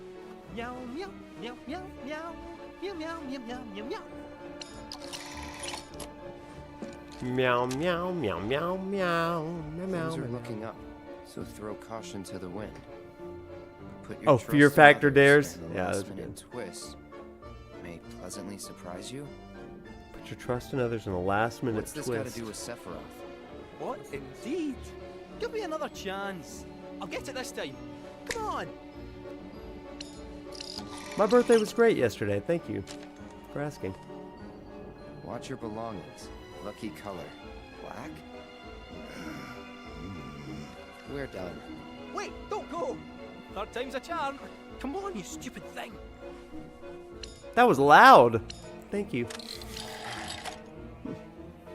Thank you for the gift sub, Jeffrey. Dia de los Muertos. That's fun. Anything the matter? Seek, and you are sure to find. But alas, you shall forever lose What you cherish most. The stars work in mysterious ways. You good?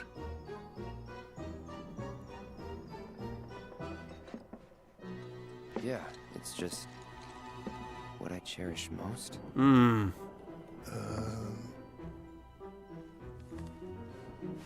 See what this crap does. And boy, doesn't Apologies. doesn't that like make that moment in Advent Children where he says to Sephiroth, "There's not a thing that I don't cherish." Doesn't that make that resonate just a little bit stronger? You'll lose the thing that you cherish most. And he comes to a place where he says, "There's like I cherish it all," right? I think that is so good, right? Oh my gosh. Favorite color black for the black materia. Yeah, especially if it's like watch your belongings, because Yuffie's stealing materia. Lucky color, black materia. That could be interesting. But I like that idea. You've got this, you've got this thing where it's like, you'll lose the thing that you cherish the most. And it really is this, like, if what I'm saying is true about these moments of reckoning for every character, chat, then there is a cost if they choose the alternate reality of where their regrets, they don't have regret, or if they choose the course they're on. If they choose the course they're on, they are losing something that they cherish, a person, a relationship, the what if, the possibility. But if they choose the other thing, then they are losing and they're sacrificing their own ability to be resilient beyond that thing. Like Sid says in Final Fantasy XVI, this is an opportunity for growth and change, right?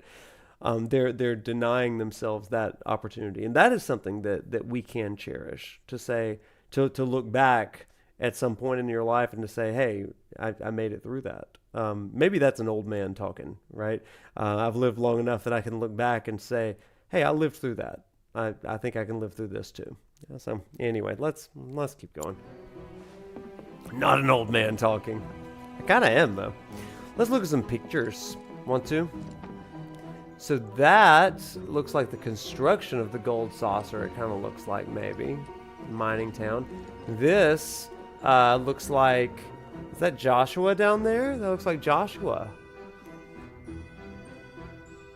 Maybe I just got Final Fantasy 16 on the brain. Something tells me I'm going to have the worst nightmares when I go to bed. It's Liza P in the painting. Wait, maybe I've got some kind of sixth sense. Vagrant story, Joshua. Yeah. What is this picture? I can't even see that one. He just looks like an old man with a... Maybe I gotta go to photo mode for this one. What is this? What is this picture? Okay, that's a... You know what it kind of looks like? Let me block out this thing. You know what it kind of looks like? It kind of looks like that guy in Chrono Trigger. in the like end of time where he's holding on to that cane. I can play with the light. Yeah, see, it does kind of look like that guy. And he's got like a hat on top. We're going to say that's the guy from Chrono Trigger. That's what I say. Yeah. That's the guy from Chrono Trigger.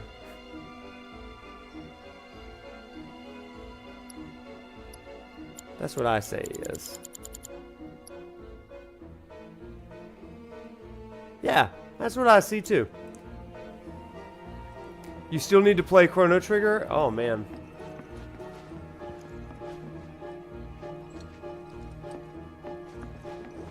Some say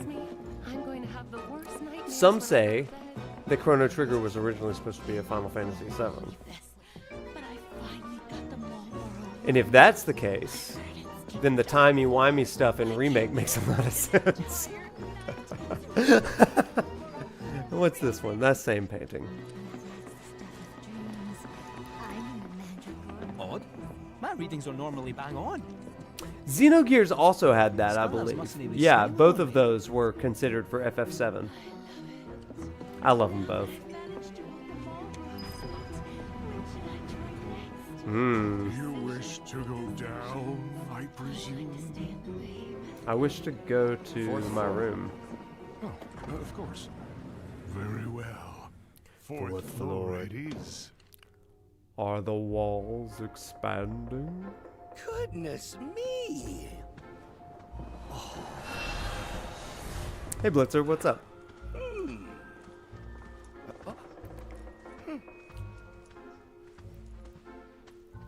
Oh, I do think that's where synergy attacks came from. Yeah.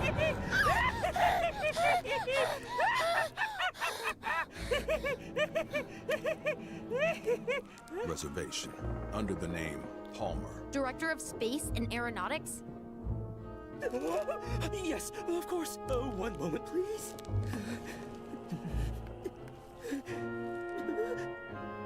It says here you canceled those rooms? What? No, we didn't. While we did have you booked for the Tonberry and Eligor suites, Mr. Palmer sent word that they were no longer required. That's impossible. Listen to this great Turks version. Is something wrong? Turks theme. We lost the rooms. What? Tell him who I am. I did. Colonel Mustard. Oh. Well, no point dwelling on it. Now, where can a man get a drink around here? Dirt, leather, and cigarette smoke. Much like men's cologne. Liza P. Almer. Farewell. We hope you have yourselves a ghoulish. Oh wait, let's talk to this fellow. Hello, friend. This is a man who's contemplating his life. Anybody else here? Oh. So this reminds me of a guy. I went on a ghost tour in Savannah a while back, and my tour guide there was a guy who called himself Crow, and he wore a giant crow's mask as we gallivanted across Savannah. And while we gallivanted across Savannah, it was raining. And at the very end of that tour, that ghost tour, we've heard all of these things, we're across from a park, and I don't even remember what the final story was that he told, because literally a man was actively, like, what looked like dying on a bench nearby, and an ambulance was near, and paramedics were trying to revive this man. And so we're all just like standing in the rain watching this guy's like, is he okay? Are the paramedics gonna get a lot? Like, are they gonna help him? Like, are they gonna get like him the help he needed? And like Crow said, like, he finishes his story, he's like, and some say that ghost still lives here today, and also that man over there may be dead. We're like, yeah. So we all kind of lingered, and then they did revive the guy, and that's all she wrote. That was the end of that story. I have no idea I have no idea what happened to the man after that. But what a time. What a time. It was a journey. Me and my buddies were like, what did we just witness? Thankfully, we did not witness a death that night. Have I had weird things happen on a ghost tour? Yes. Not on that ghost tour, but I will say earlier that night, we decided, not a lecture, but another story. Before we went to the ghost tour, we decided to go to a haunted experience held by a local theater troupe in Savannah, Georgia.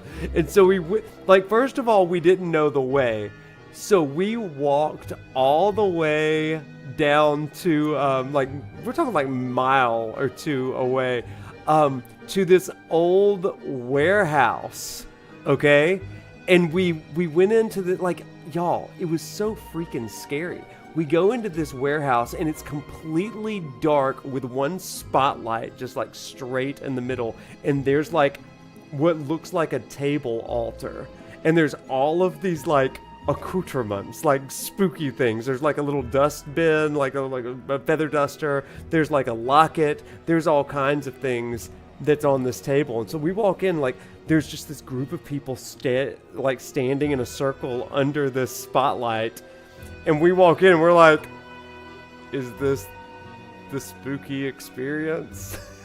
And they're like, come in. And so we join them at the table. Everybody come closer. So we're all like in there. We're like, where are we? Like, this is not normal. So we proceed for the next hour and a half, 2 hours, to be regaled with these stories of true ghost stories from Savannah, right? And as they tell us these stories, another spotlight will hit another part of the room, and like there's a bed, and there's a woman that's like tied to this bed, and it's like, this woman was believed to have had an evil spirit, and when the priest came, her body convulsed back and forth, and the bed began to shake. And y'all, she did. She was like, ah, right? She's like, ah, and like gurgling up stuff. And we're like, what in the world? And so, like, the person that was in charge of it says, we need some helpers. And so they give like this rope to this one woman, and was like, here you go. the woman in the group, here you go. And the tour guide was like, I need you to fasten her leg and hand to the bed. And so she like goes over, ties up the woman's leg, and she's like convulsing or whatever, ties her to the bed. They're actors, right? But we're all like, what is happening here? So that was the first thing. So then they're like, we need 3 more volunteers for our next story. And so like, I'm just here for the ride, but my friends shoved me forward and I'm like, I guess I'm helping. And they gave me a broom. Like I got a broom, okay? Like some sort of like old fashioned sweeper thing, like smells of cinnamon. You'd buy it at Kirkland's and put it next to your mantle to make it smell like cinnamon for the holidays, right? That's what they gave to me. They gave somebody else like a pinch of salt, somebody else some other like relic, memento or whatever. And we go again over to this place where there's another spotlight. And we're all standing around the spotlight. And he goes into telling another story. And again, it's another bed. All of the horror stories happened around a bed. They tell the story about like, you have to contain the spirit within the 3 mementos or relics or whatever. And they're like, the spirit, you can't detect it, but you can feel its effects. You can't see it. And so like the lights go off and you begin to hear all these creaks and stuff. And then there's like breath on you. It's like, oh my gosh, there's like somebody, and the light comes on briefly. And it's like this actor dressed up like some sort of like sinister monster or whatever. It's like, you must enclose the beast. Drop the broom. So I drop the broom and the beast recoils. Like, and it was like, what is happening? So then they were like, now drop the pinch of salt. So they drop the pinch of salt, and then there's another relic, and then you've got this demon that's like a pantomiming in a box. Like, I'm trapped. I'm trapped. Y'all, we did like 3 stories and then we unlocked another room, and that's when we found like the real demon woman, like, and it was in another bed because they're always in beds and I don't understand it. It's like, you liked The Exorcist and that bed scene? We've got 4 bed scenes for you here. It was out of freaking control. So, anyway, it all ended when this 4th woman is on this bed and she's telling us that she's going to devour our souls. And it turns out that it was like the tour guide's daughter or something like that. It's like, no, you've got to save my daughter. And like then like a man dressed like a demon comes out of a closet and grabs the tour guide. And like as he's being pulled away, says, you must save my daughter. Use the holy water that I passed out to you when you walked in. And we've all got little bottles, little canteens of holy water. So we uncork it and we start throwing the holy water at this woman in this bed. And she goes, nah!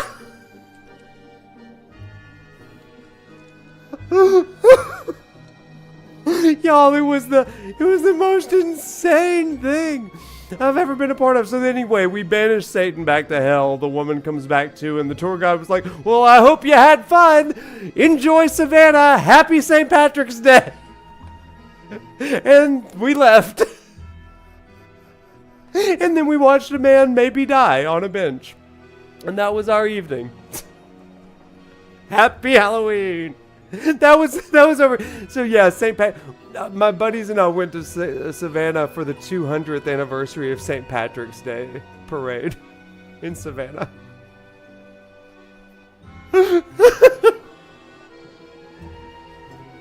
Oh my God. So, y'all don't know travel till you've traveled with Prof. Let me tell you, like every story, every place I go is like a journey.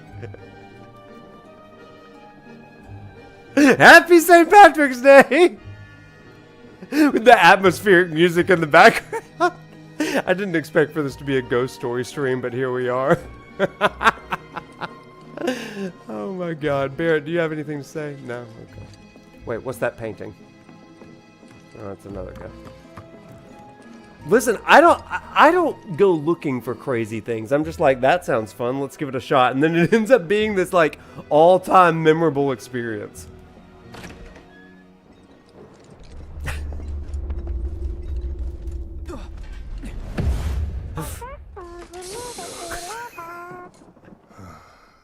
More toys. It was for St. Patrick's Day.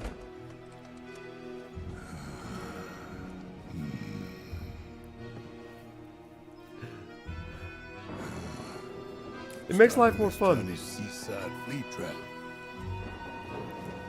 I'm gonna head out for a bit. Cool. But not for fun. Just to take a walk. Just to take a walk. Hey, you've been acting pretty weird lately, Cloud. Rest up and shake it off. You hear me? Yeah. I do need that. Dang it. I'd have to sort out the green screen, and I don't know if I can do that right now. That'd be funny, though. Like when I did the dead thing.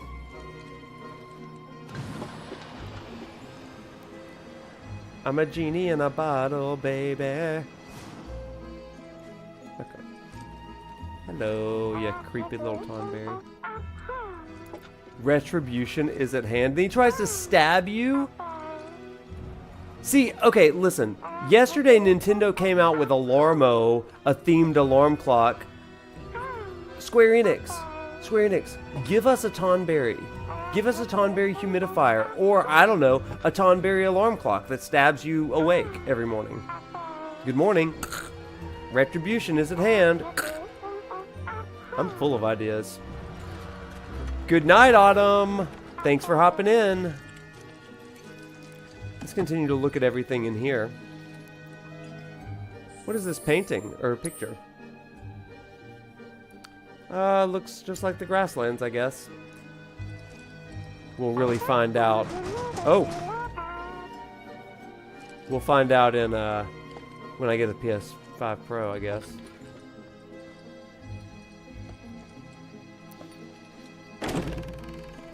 Oh my gosh, that's scary.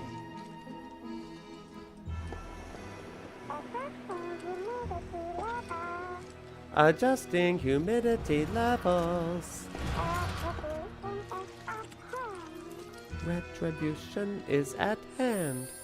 Let's see what magazines they want us to read. Oh, there's Stamp. It's a good little Stamp. Good little doggy. I love it.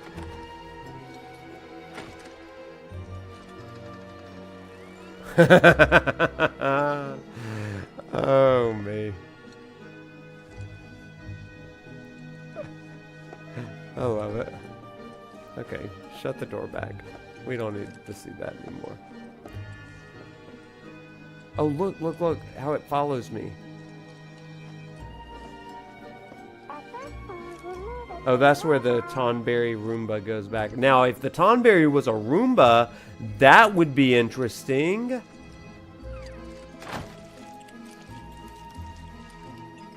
Who wouldn't buy that? What's this book?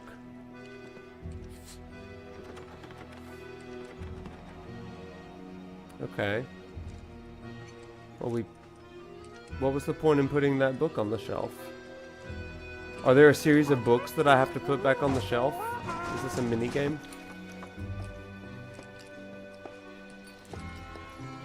Prof wants some ton booty. Oh gosh, that's so true. That FF16 stream was out of control. Adjusting humidity levels. Okay, let's go to the bed. The bed.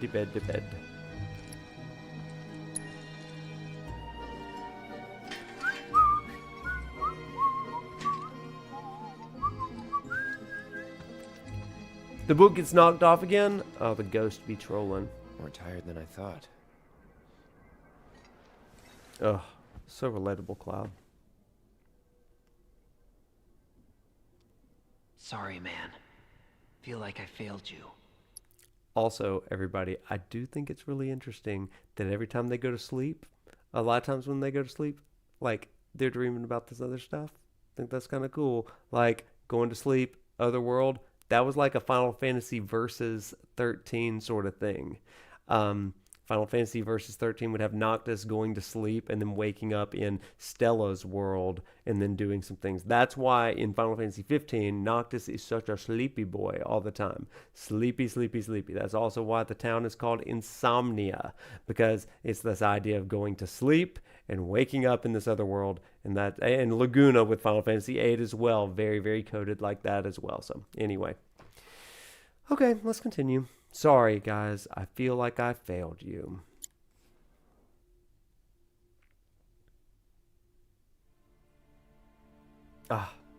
Sorry, man. Feel like I failed you.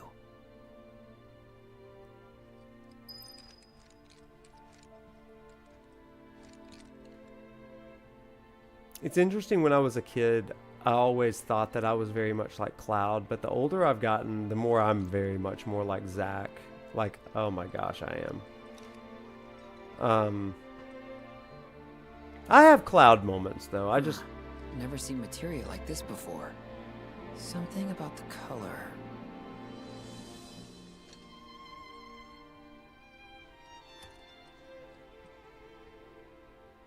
Yeah, I love this part. I'm a little bit more optimistic than Cloud. Yeah, I don't hate being Zack, to be honest. Zack's really grown on me. I didn't particularly care for him in the original. Like, he was fine, but Crisis Core and this have done a great job for me. Okay, bye Cloud, bye Aerith. Can I go to photo mode here? No, I can't. Oh, wait. I want to look up here. Didn't peg you as a bookworm.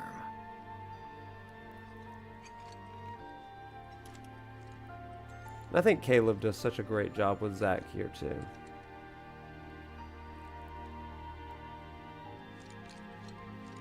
Yeah. Okay, let's go ahead and walk out. Bye, Aerith. Bye, Cloud.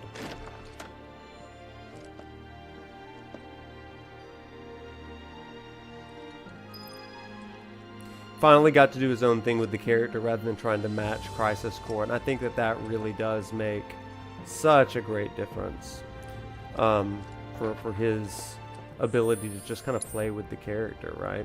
I think it's awesome.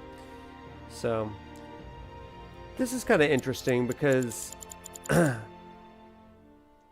you do see the vibrance of what the garden did look like. So any idea that this world was always dying is put to rest because you see the vibrance of these flowers here. Again, pretty easy to overlook, but I have on occasion heard some people say this world was always dying. But this kind of shows that it wasn't. There was a time when it was perfectly vibrant. And that's important because when you look out here, everything is so dreary and dead. The vibrance that you saw in Aerith's place. Oh yeah, fought so many battles here in First Soldier. I would always drop into Aerith's house. It was the perfect place to sneak up on people. These scenes are kind of Twin Peaksy. This is my favorite part of this song.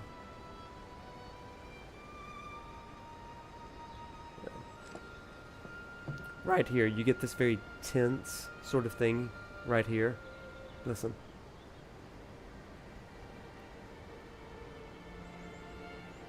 Oh, it's so good. I just love that tension.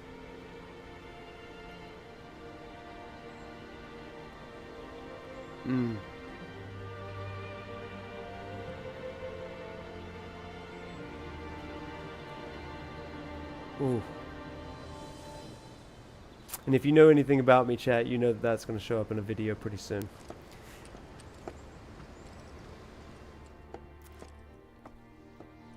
I've got this one paragraph that just hits that really, really good. Like, really, really just slams the point that I'm making. So,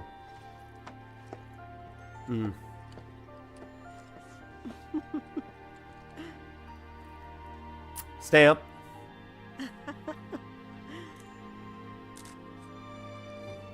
Would you care to join us? Definitely. I'm starved.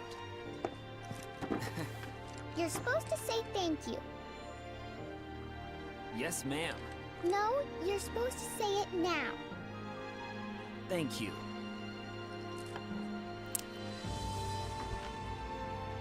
This girl needs some manners. Say, did someone come by the house last night? Oh, you must mean Biggs. Oh, He was just man. dropping off some food. Then what's with the sneaking around? You've seen those wanted posters all over town? Well, his face is on them.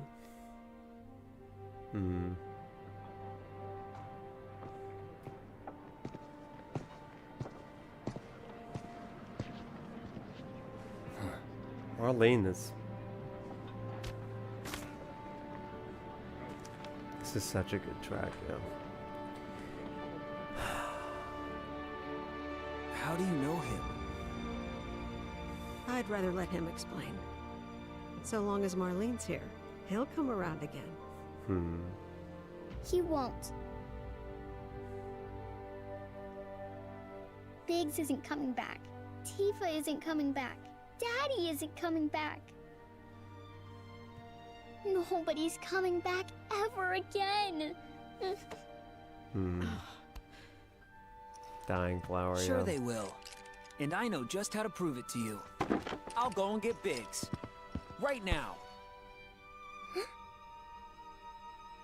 Mean it? Always do. Honest and true. But let me guess. You don't like dumb rhymes. No, I like rhymes sometimes. Not bad, kid. Yeah. Good question, Not Secret. bad, kid. With little Yuffie, yeah.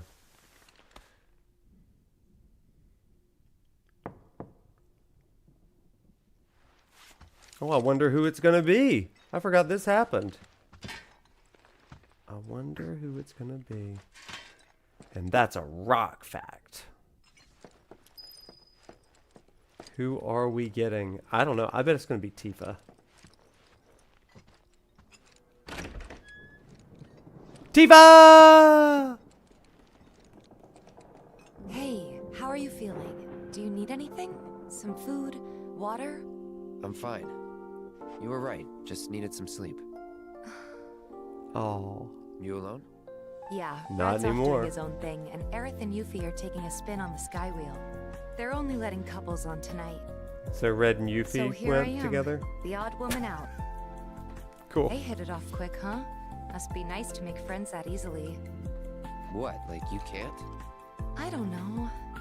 I act like I can. Think I always have. Girl. Ever since I was a kid. Who needs friends when you got Anyway, me? you up for a little exploring? With me. I mean, no pressure. Of course I'm up for it. Oh man. I was not expecting date night. I'd have dressed better for this. Okay, let's go on a date, Tifa. Tifa, oh love of my life. In a completely platonic way, because I don't want to get into a ship war. Please don't come. Going down to the lobby, sir? God, this smooth beat to Tifa's theme. We are going to get Prof Bachelor tonight, part 2. I'll tell you about that. I'll tell you, I got plans for that one. Don't you worry. I got plans.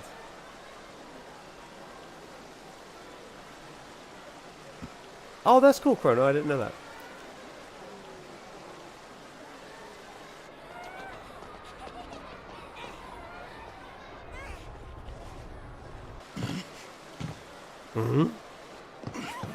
Sorry. They got no date? Oh man, couldn't be me.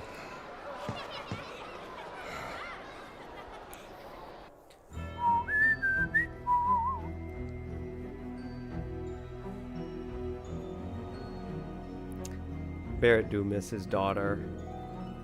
I hope he gets to take her to Costa del Sol and to the Gold Saucer in part 3. Tifa. Oh gosh, it's Wadley.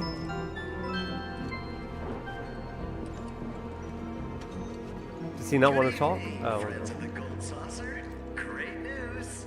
Skywell Square is now welcoming all interested park guests. Girl. Join us on a journey through the clouds, where you'll be able to take in the splendor of our fabulous park. Take you on a journey through the clouds. Hello there, Cloud. Through the cloud. It's not often I see you in the company of a single Through his comrade. memories in the live stream, Teeps. Yes. I Foreshadowing. believe I understand the situation. Forgive me. I didn't mean to intrude. You're both overdue for a break. Enjoy yourselves tonight. The Gold Saucer is powered by proprietary modular reactors. Thank Due you. to environmental concerns, the reactors are cycled between active and dormant states to slow I Corel's can show desertification. you the world. Shining, shimmering, splendid. Tell me, Tifa, now when did you last let your heart decide? I can open your eyes, take you wonder by wonder, over, sideways, and under, on a golden saucer ride, a whole new world. We did it. Come on, Teefs, let's date. Okay, down we go.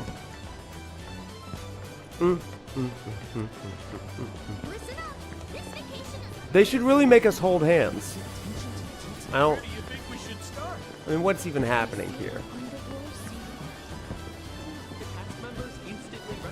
The cast members instantly recognize me.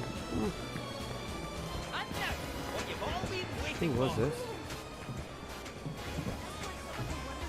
Oh, Chocobo and Moogle.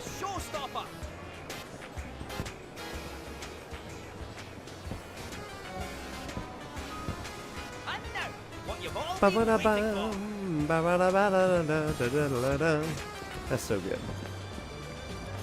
Oh yeah, Evan should really be watching right now so he could learn the song.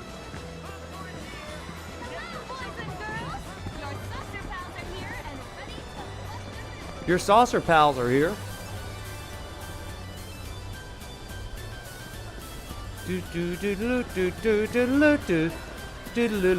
Okay, where am I even going? I don't even know. Okay, so we need to go over here to Wonderment. Wonderment, let's go. Come on, Teefs.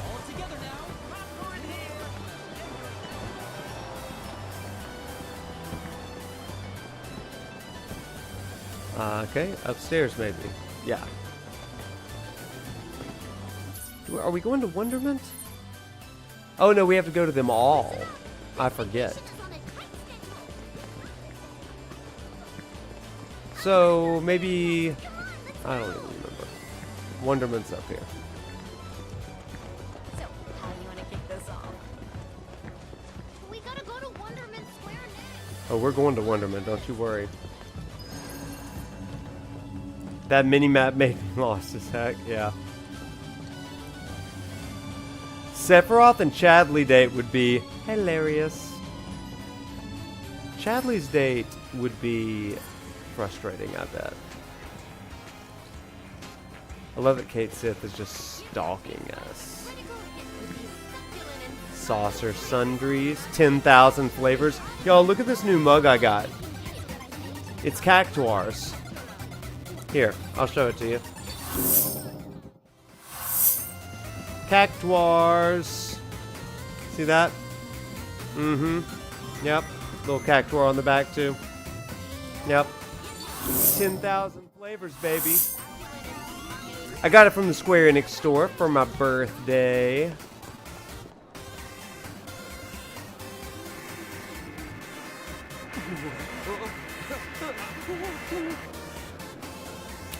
Let's see. It's a cool mug. It's good for tea.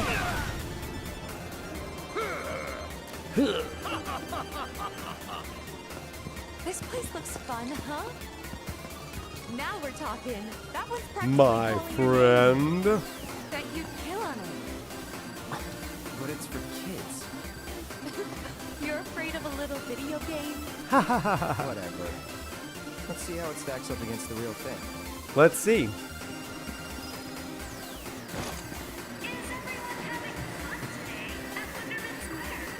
I'm so ready. Let's do expert. Why not? It's not like I remember how to play anyway, if the punching game is any indicator. Do do do do do do do.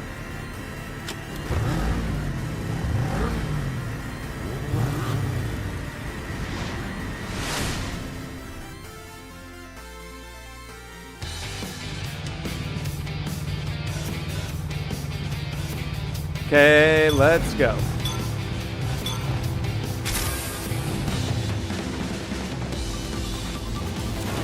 Whoa, hey, no you don't.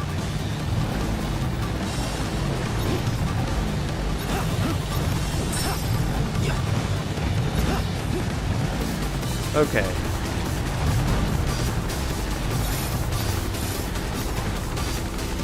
Okay, it's just like Mario Kart, baby, just like Mario Kart. Crap. Cool.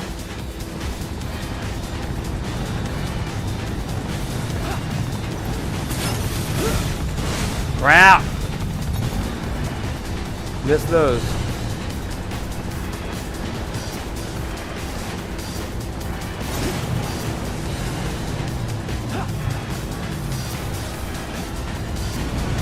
Ooh, ow, that hurt. Get off me. Get off me.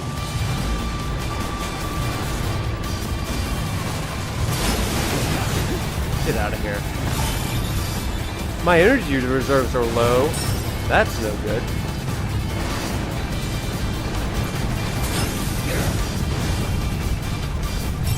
Okay, get away. No, you don't.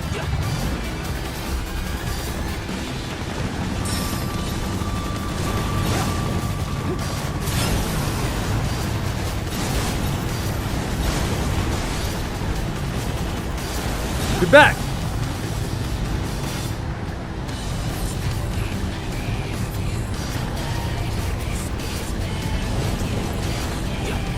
This song is awesome, by the way.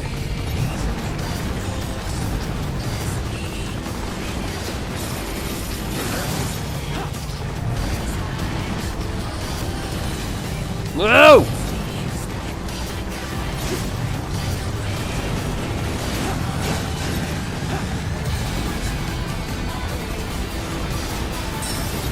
Ah!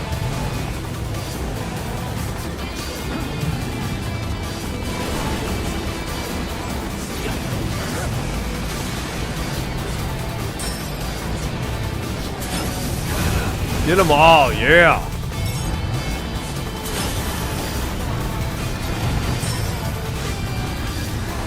Okay, let's go, Cloud. Come on.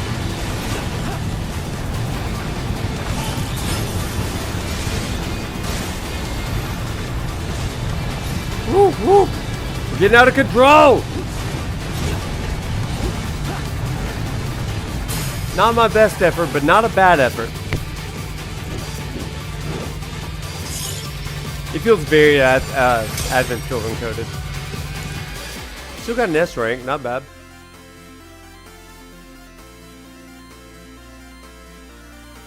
What you think, Tifa? What you think? You're amazing, Cloud. No comment? Really, Tifa? State sucks. You have to encourage me. Come on, Tifa. Wasn't I amazing? Aren't you so happy that she chose me to go on a date with? Have you ever seen somebody that was so good on a motorbike? You seem disinterested. Okay, well, the next part of this date's really gonna impress you, Tifa. Promise.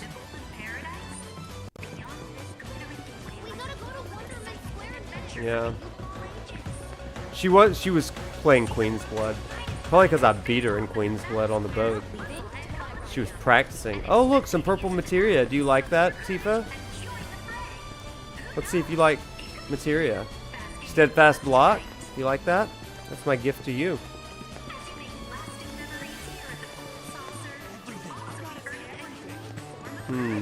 Okay, well, let's go to Speed Square.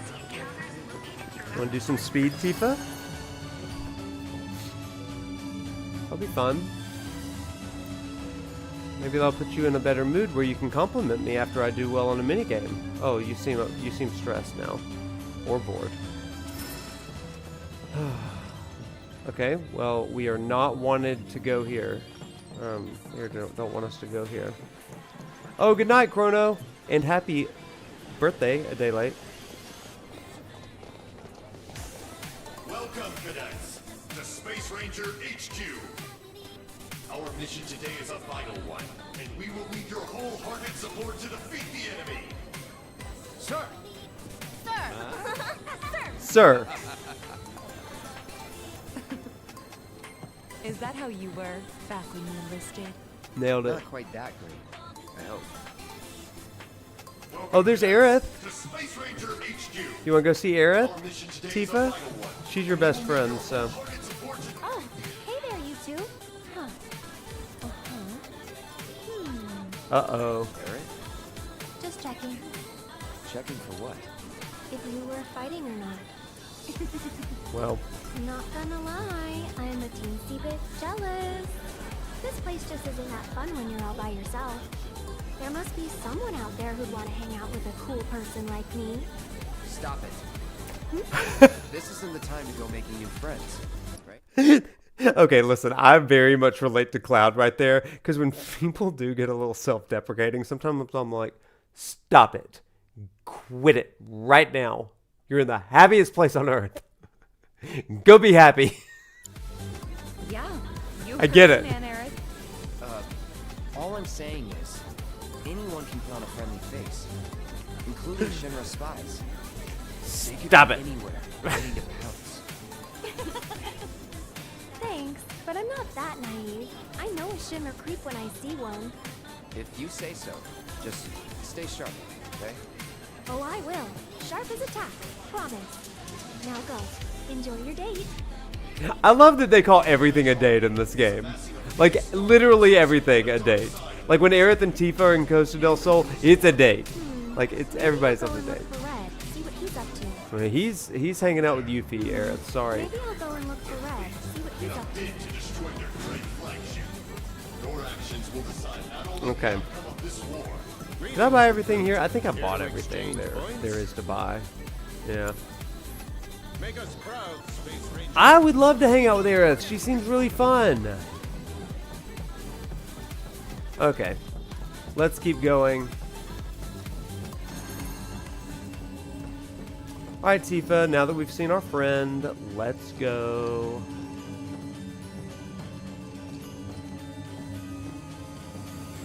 Bow, bow, bow, bow, bow, bow, bow.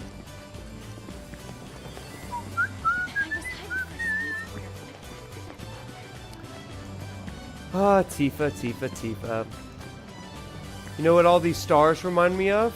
That promise we made when we were kids. Doesn't that make you romantic? Yeah, I thought so. I want to hang out with Zack. Zack and Johnny. Maybe Zongan. What we got here? Okay. Cacturo.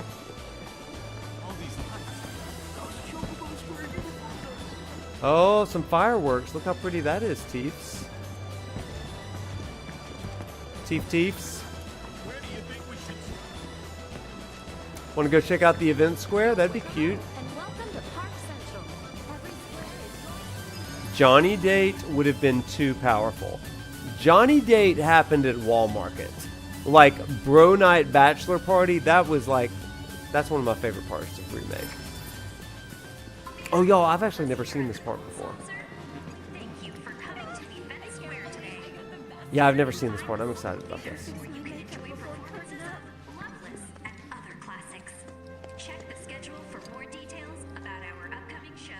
Oh, hello, Andrea. Look who it is. It's been a while. I must say, your duel with Dio earlier was a sight to behold. Gave me goosebumps. The Me too. stage calls to you, begs for you to bare your soul upon it. I will. What are you doing out here? The park director requires my talents for show. My fancy footwork, to be precise. Well, What do well. you say? Shall we cut a rug? No. No. Not even the limelight can melt that icy heart. Nailed it. Tiefs. Okay, this is... It's Jessie. Back when I was still finding my feet in Midgar, I ran into some trouble.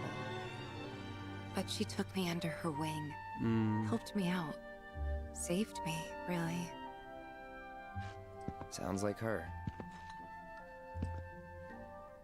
I admired her. She was so cool and confident. Like Yeah, it is. nothing could bring her down. Yeah. I know. I owe her so much. Thank you for everything.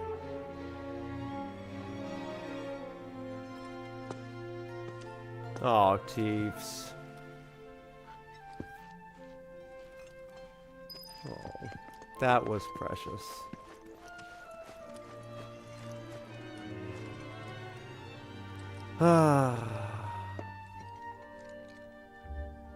Well, shall we? Yeah. So where to next? The races, maybe? Oh, the races. I freaking Done love for the the day, races. I guess. She was always a star, but just imagine her up there. Yeah. Wish I could have seen it. Me too, Tiefs. Me too. Okay, wait. Is there any materia? Yes, there's some materia right there in the front row. I got you some more materia and HP up this time. Hello, friends. Okay, they're getting cozy. They got so fleshed out and developed, and it's beautiful. This whole game, you guys. I just freaking love it. Look at the reflections. Pretty. Oh, let's look at the posters. You've got Loveless G Edition, everybody. I love that. G Edition. Yeah. There's more Loveless. Okay, and it just kind of repeats. And then here's the whole cast. Love them. One day, I'm gonna be singing on that stage. Maybe. Beautiful. We love it. Oh, you guys, did you see this? This is the legend of Kid G. I love this. We'll watch this.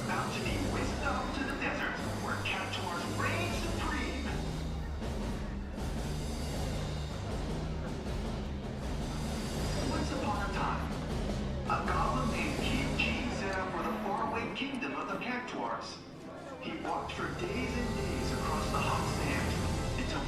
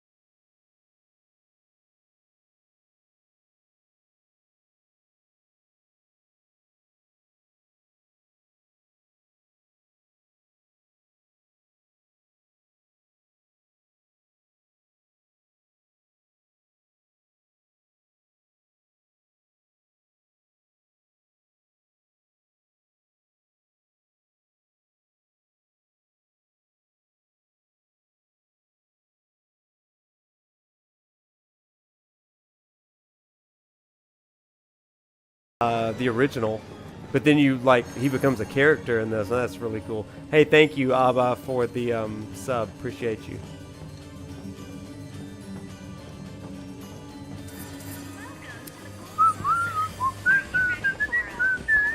Let's go over to Chocobo Land real fast, and then we'll make our way over to Battle Square, maybe? Or where is it? Skywheel.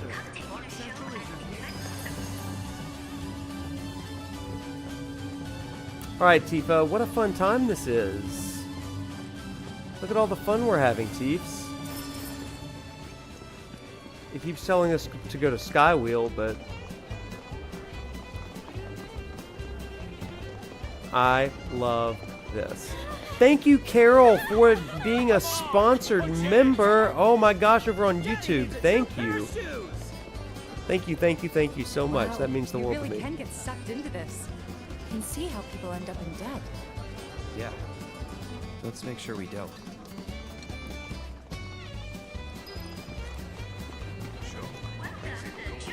Y'all, I spent... Do you currently have a membership with us? I did all of the races in one night So sorry. to get the... I'm afraid our services are for members only. Oh. to beat all of the Chocobo races. I freaking loved it. All of our guests I had the are more best than time welcome doing to it. watch the races on the monitors, however. You'll find them just overhead.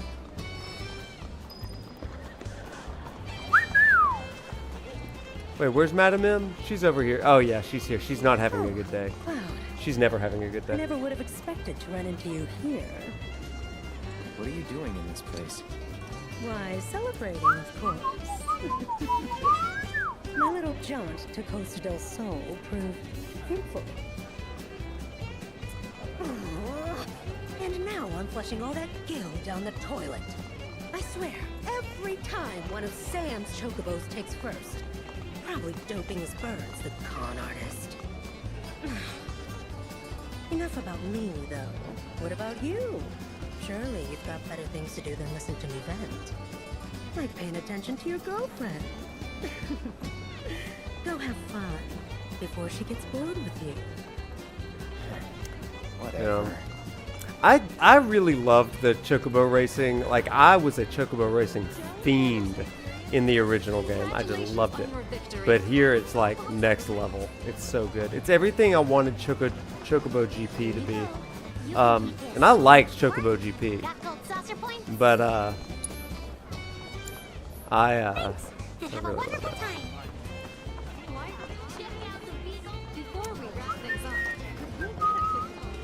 Alright, Tifa, it's time to go to Wonderment, or not Wonderment, Skywheel Square. Okay, let's use the old fast travel. Your trusty guide, Moogle, is at your service. Thank you. Oh wait, we've got other things to go to, I think. Oh, those are just all the things that we could go to, or like all the mini games we could do. But we don't have to do them. I've already done them all. But I will go here first, just to see if there's anybody we can talk to. Hey, Red.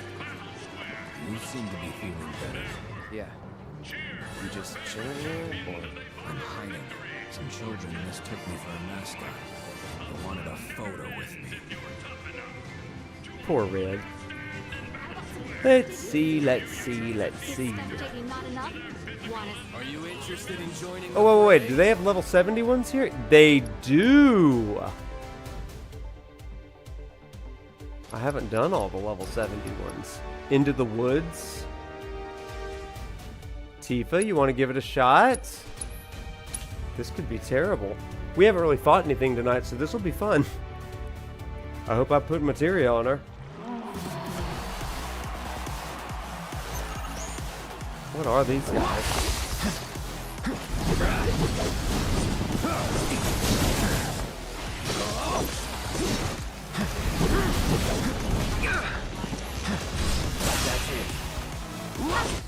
What are we doing? Fire? No! Cloud, get unbound, buddy. Well, that's not gonna work. This thing. Oh, that's not working at all for me. Oh crap, this is terrible for me. Check it out. This can't be Ooh, good thing you got up, Cloud. Let's just run for a minute.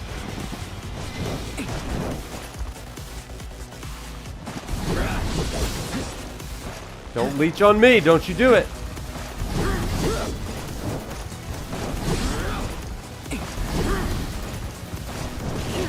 Get off me.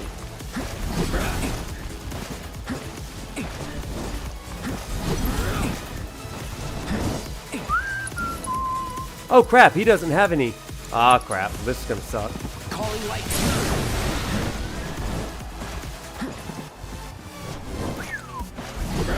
I did not come into this with the right material, that is for sure.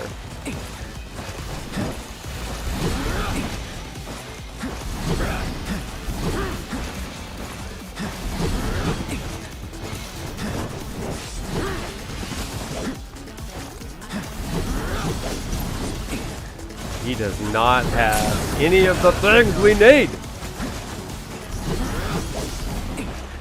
Don't let him leech on you, that's for sure.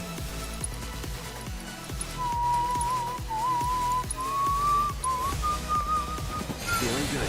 There we go. Okay, we're back in this now. We just have to play a little bit more defensively than I'd like. Okay, who are we? Yeah, why not? You're out of luck.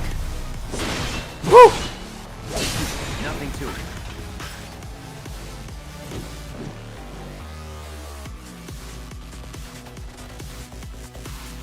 Okay. Tifa, are you back alive? Oh crap, this is gonna be terrible actually. Okay, ice seems to be the thing. Deal with that. Okay, let's go.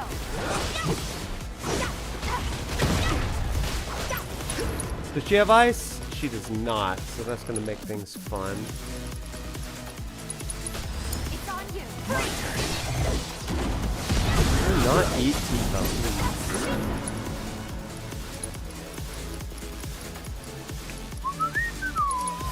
Keep it together.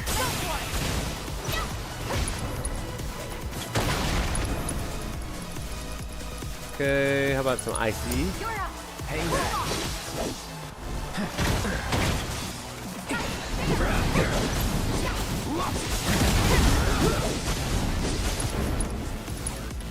Okay, more ice. Deal with that. There we go. Yeah. Watch this.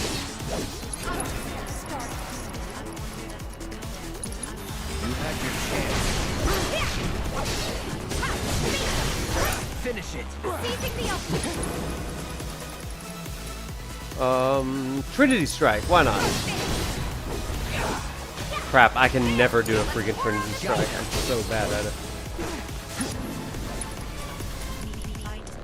Just dodging. I'm real bad at the Trinity Strike. Let's do it. Got it. Yeah, bring it. Couldn't have gone any better. Ow, ow, ow, ow, ow. About, no. Take the lead. Get back, get back.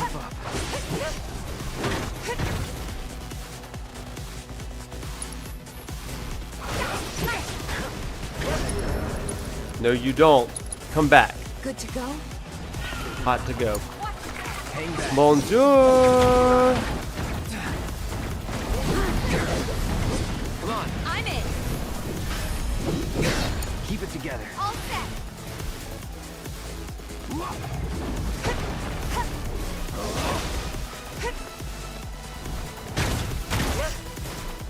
Good dodge.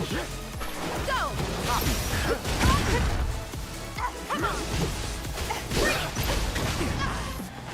Ow, that was pain. First Tifa, then maybe Cloud.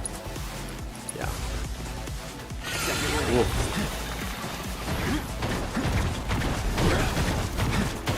Really coming over here. Really. Oh, yikes. Okay, let's go. All attack, all attack. There we go. I'm in.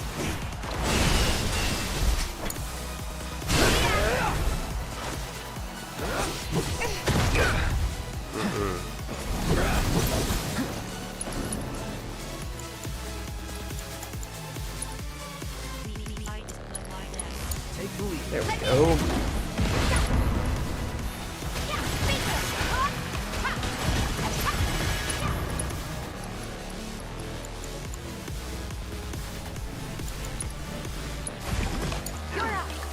Oh, get up, Cloud.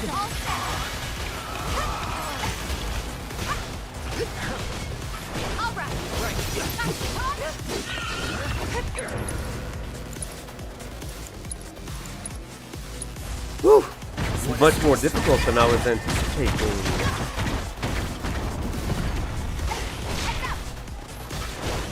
On it. Go. Right.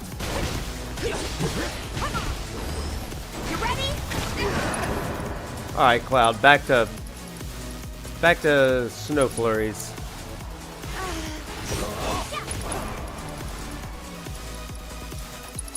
Deal with that. No, Tifa! After all that.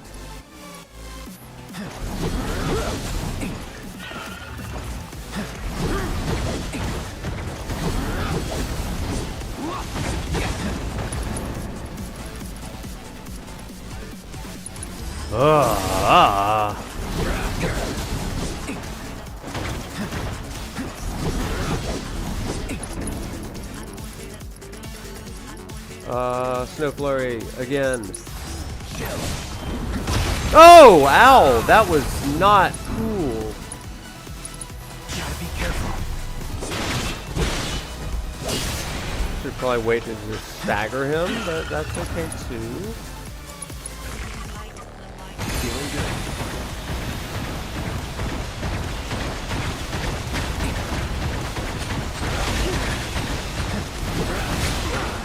Ow.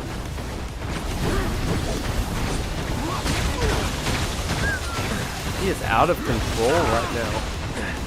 Not looking good. No, back it up! Back it up! Don't do it! Ooh, that was close. Come on.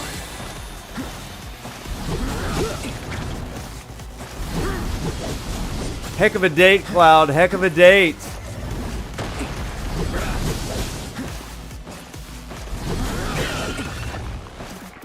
Nothing like going to a battle arena on your date, right?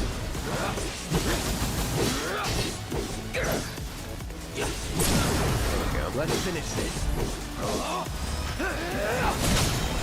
Finally, yeesh. Please be thunder. Please be fire weakness. Or, that was the end. That was nice.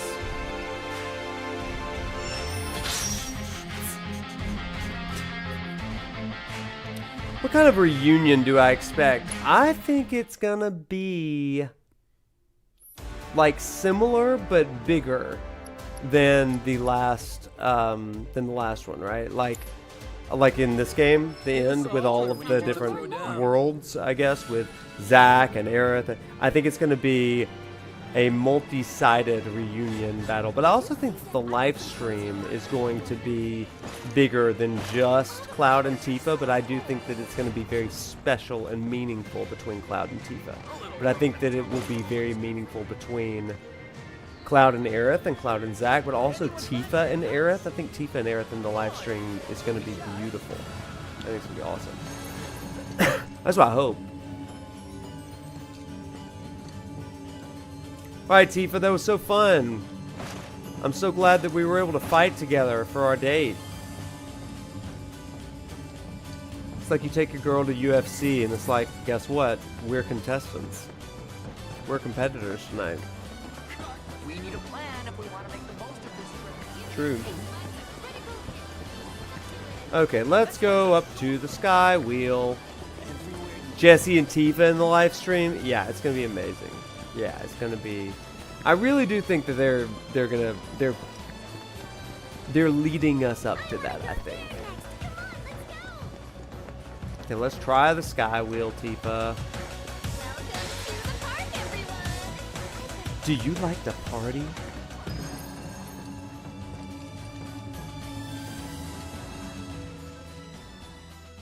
I bet she'd go for a shower.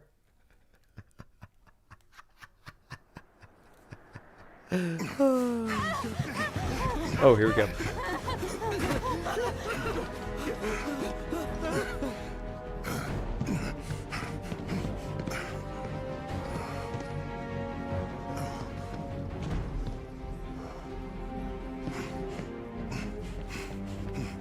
What happened?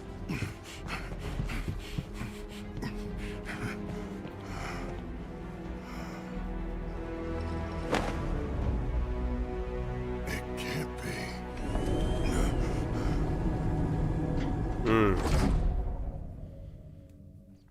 I do like how they didn't like let it be a mystery, like if Barrett did it or not. I think it's kind of neat that he's like, it's almost like he's seeing this phantom of his past. So it's more about Barrett's own trauma than like distrusting Barrett. Escape the crowds, share a private moment together, and experience dazzling sights and sounds. Ah, he's great, Alex. The memories you make here are sure to last a lifetime.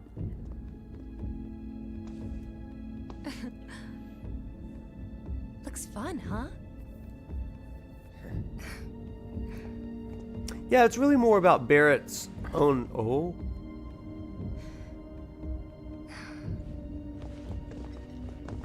It is fun, Tifa.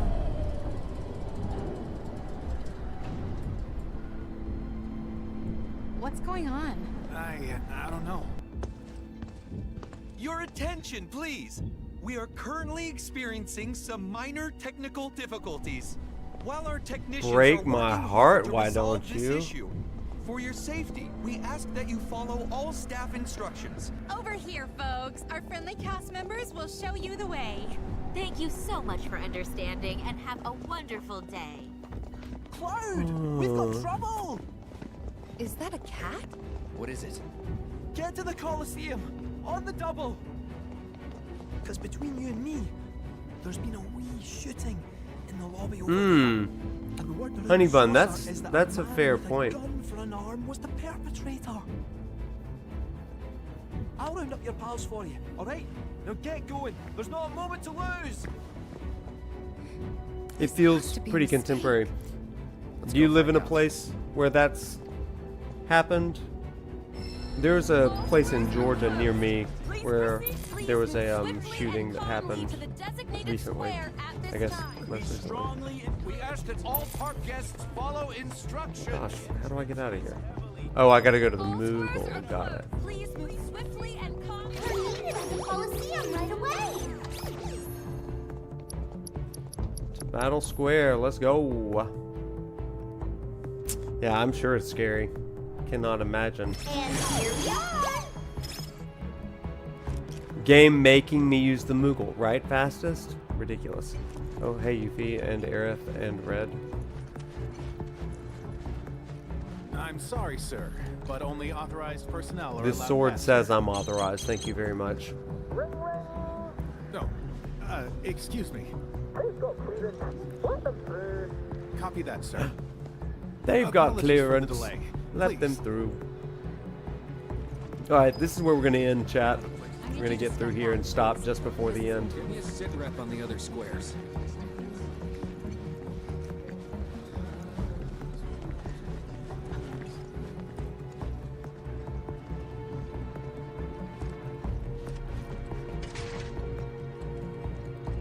Don't worry about that caution tape. Shit. Jeffrey. It's like I told you. Someone went on a rampage.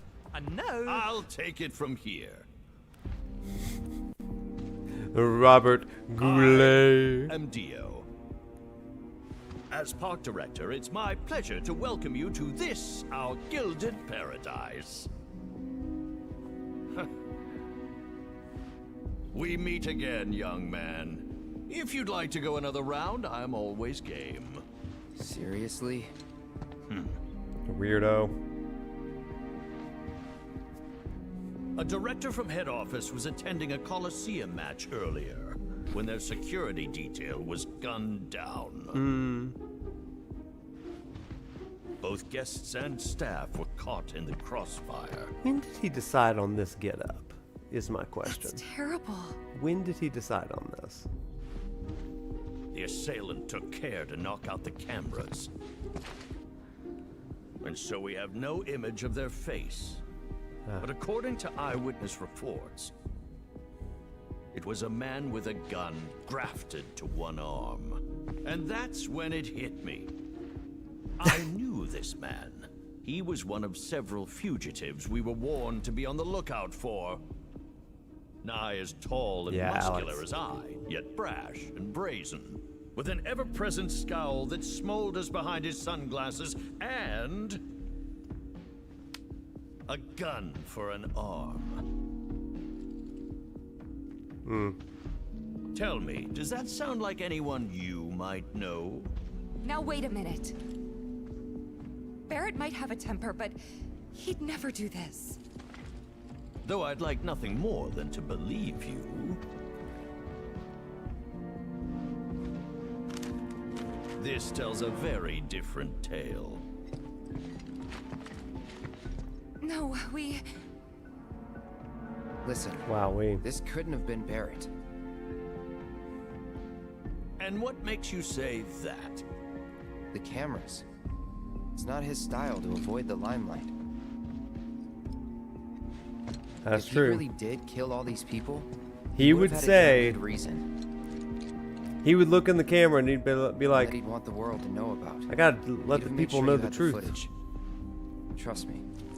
And we saw that in Sector 5 at the reactor. Well, you do not want for loyalty, which is a quality close to my heart. But this is a serious matter.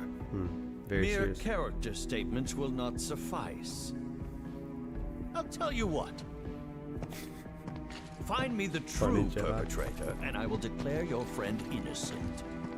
You have 24 hours, after which you will all be deemed complicit, clapped in chains, and delivered to Shinra.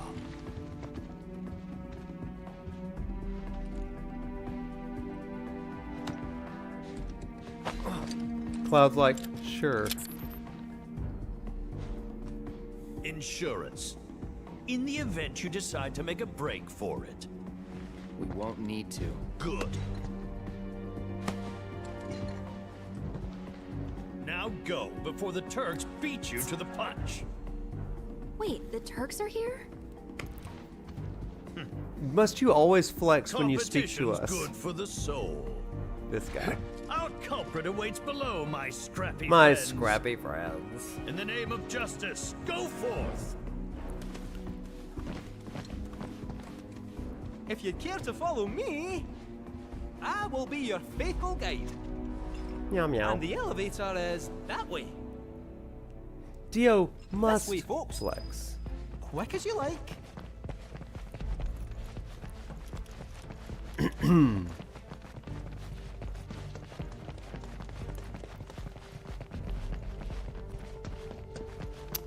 All right, chat. So here is where we are going to pause it. Well, I say that.